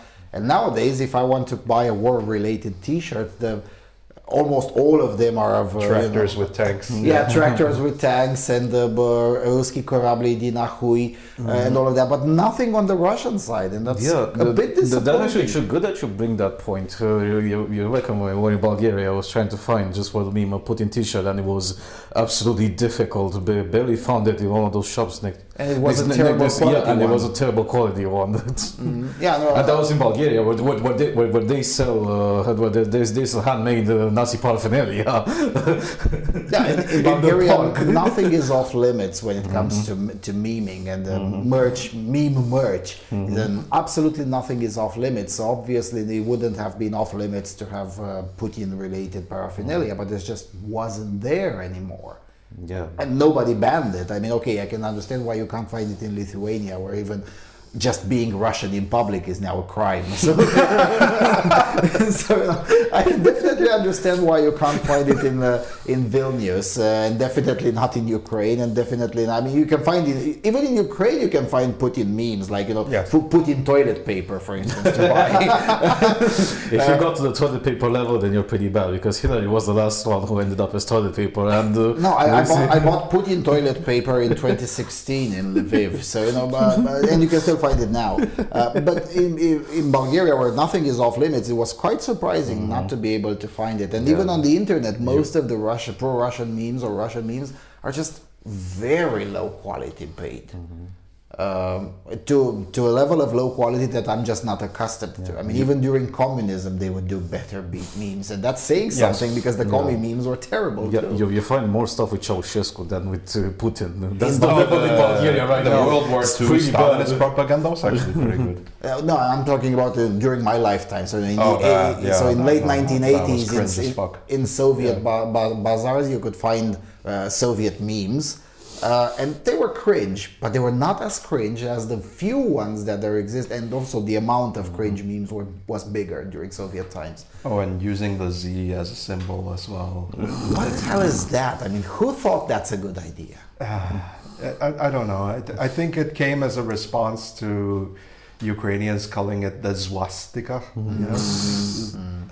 And I guess the Russians were like, nah, we wear this with pride, you know, kind of like wearing it. I kind of understand that. It's kind of like a little bit of a backlash meme. The Z Which and is the okay, V but and the X. it's not a good look because, first of all, it's not even a letter in your alphabet.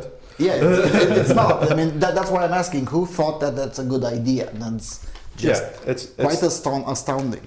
It's not even a letter in your alphabet. It's not really a symbol that has any significance to Russia. It's just something you drew on a tank to identify friendlies. That was it.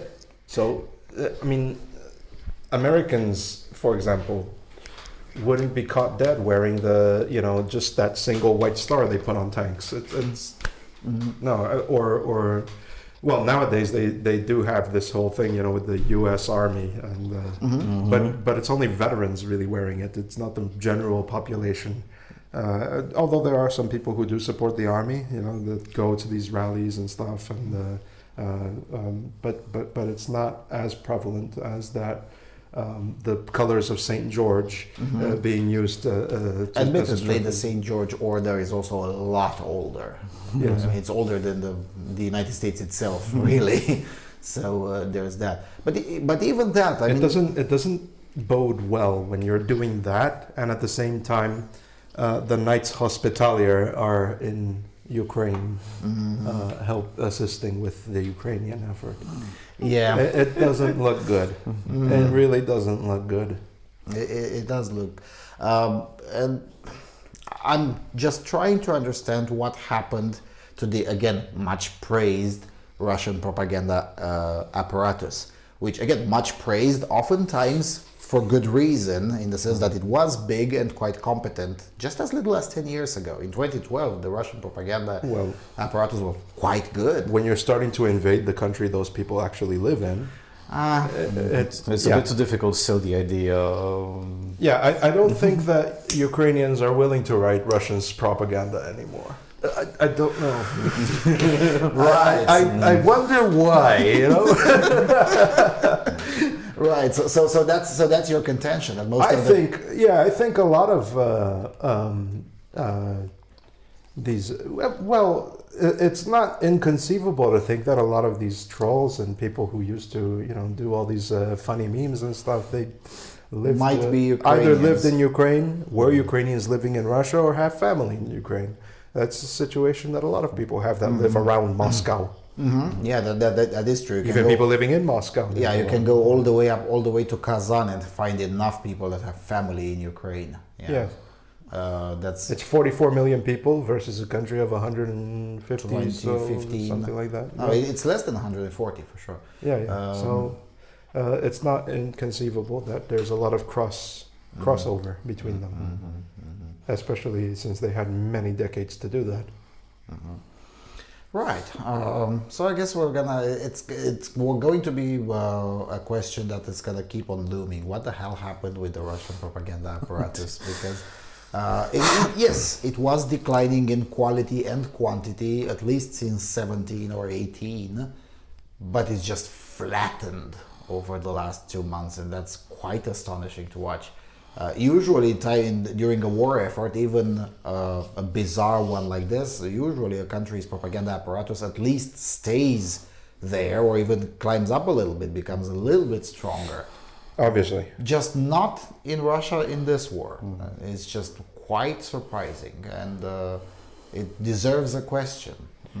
Yeah, some of the latest propaganda that's coming out is very boomer tier.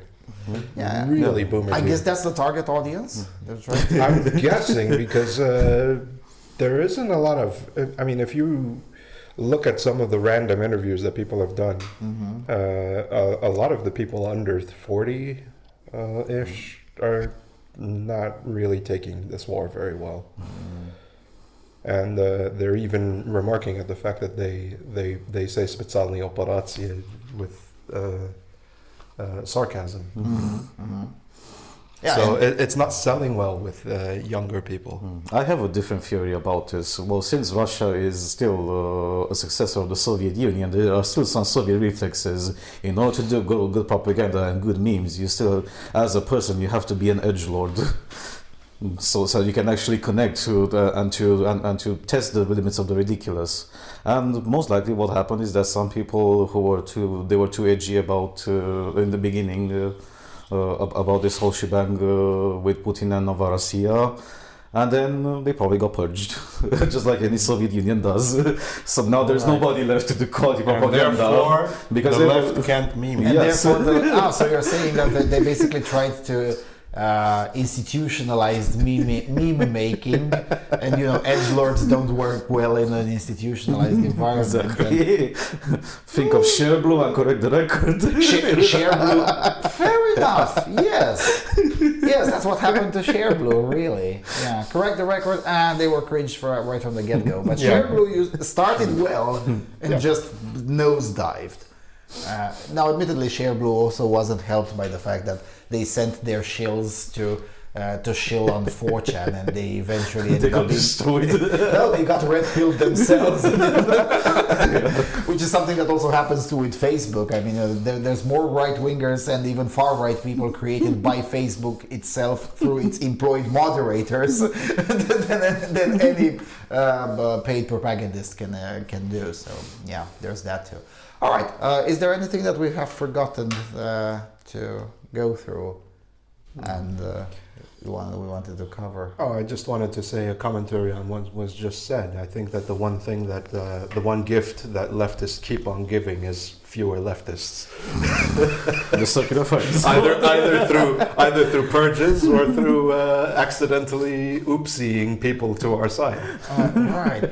So that's why they target our children. So they don't have children. Right wingers have a lot more children than leftists, and this is true at least all the way up to Eastern Ukraine. I don't know if it's true in Russia, but it's definitely true all the way up to from the US all the way up to Eastern Ukraine. It's definitely true. So the leftists don't have children. They can't meme. They purge their edgelords. So that's why they target our children, because that's the only way they can grow. And that's the only understanding. They have at least enough understanding to manipulate children.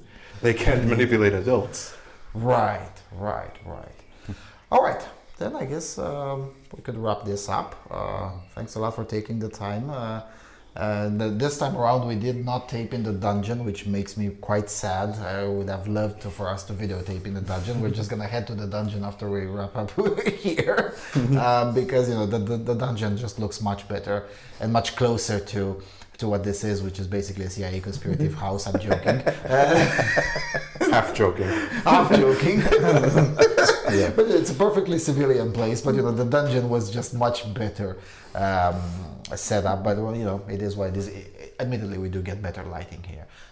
So there's that.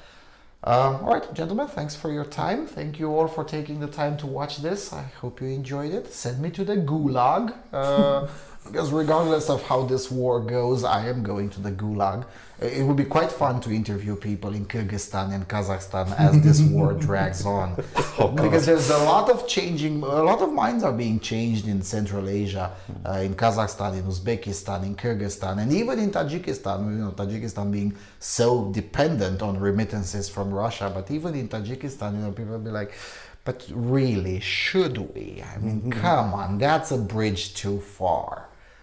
Even there. So send me to the gulag so I can bring you stories on how people change their mind on Russia in places that used to be solid Russian fiefdoms for more than 100 years, really, because they were fiefdoms even before Sovietsky Soyuz came into existence. All right, thanks you all for watching. Thanks a lot for your time, and cheers.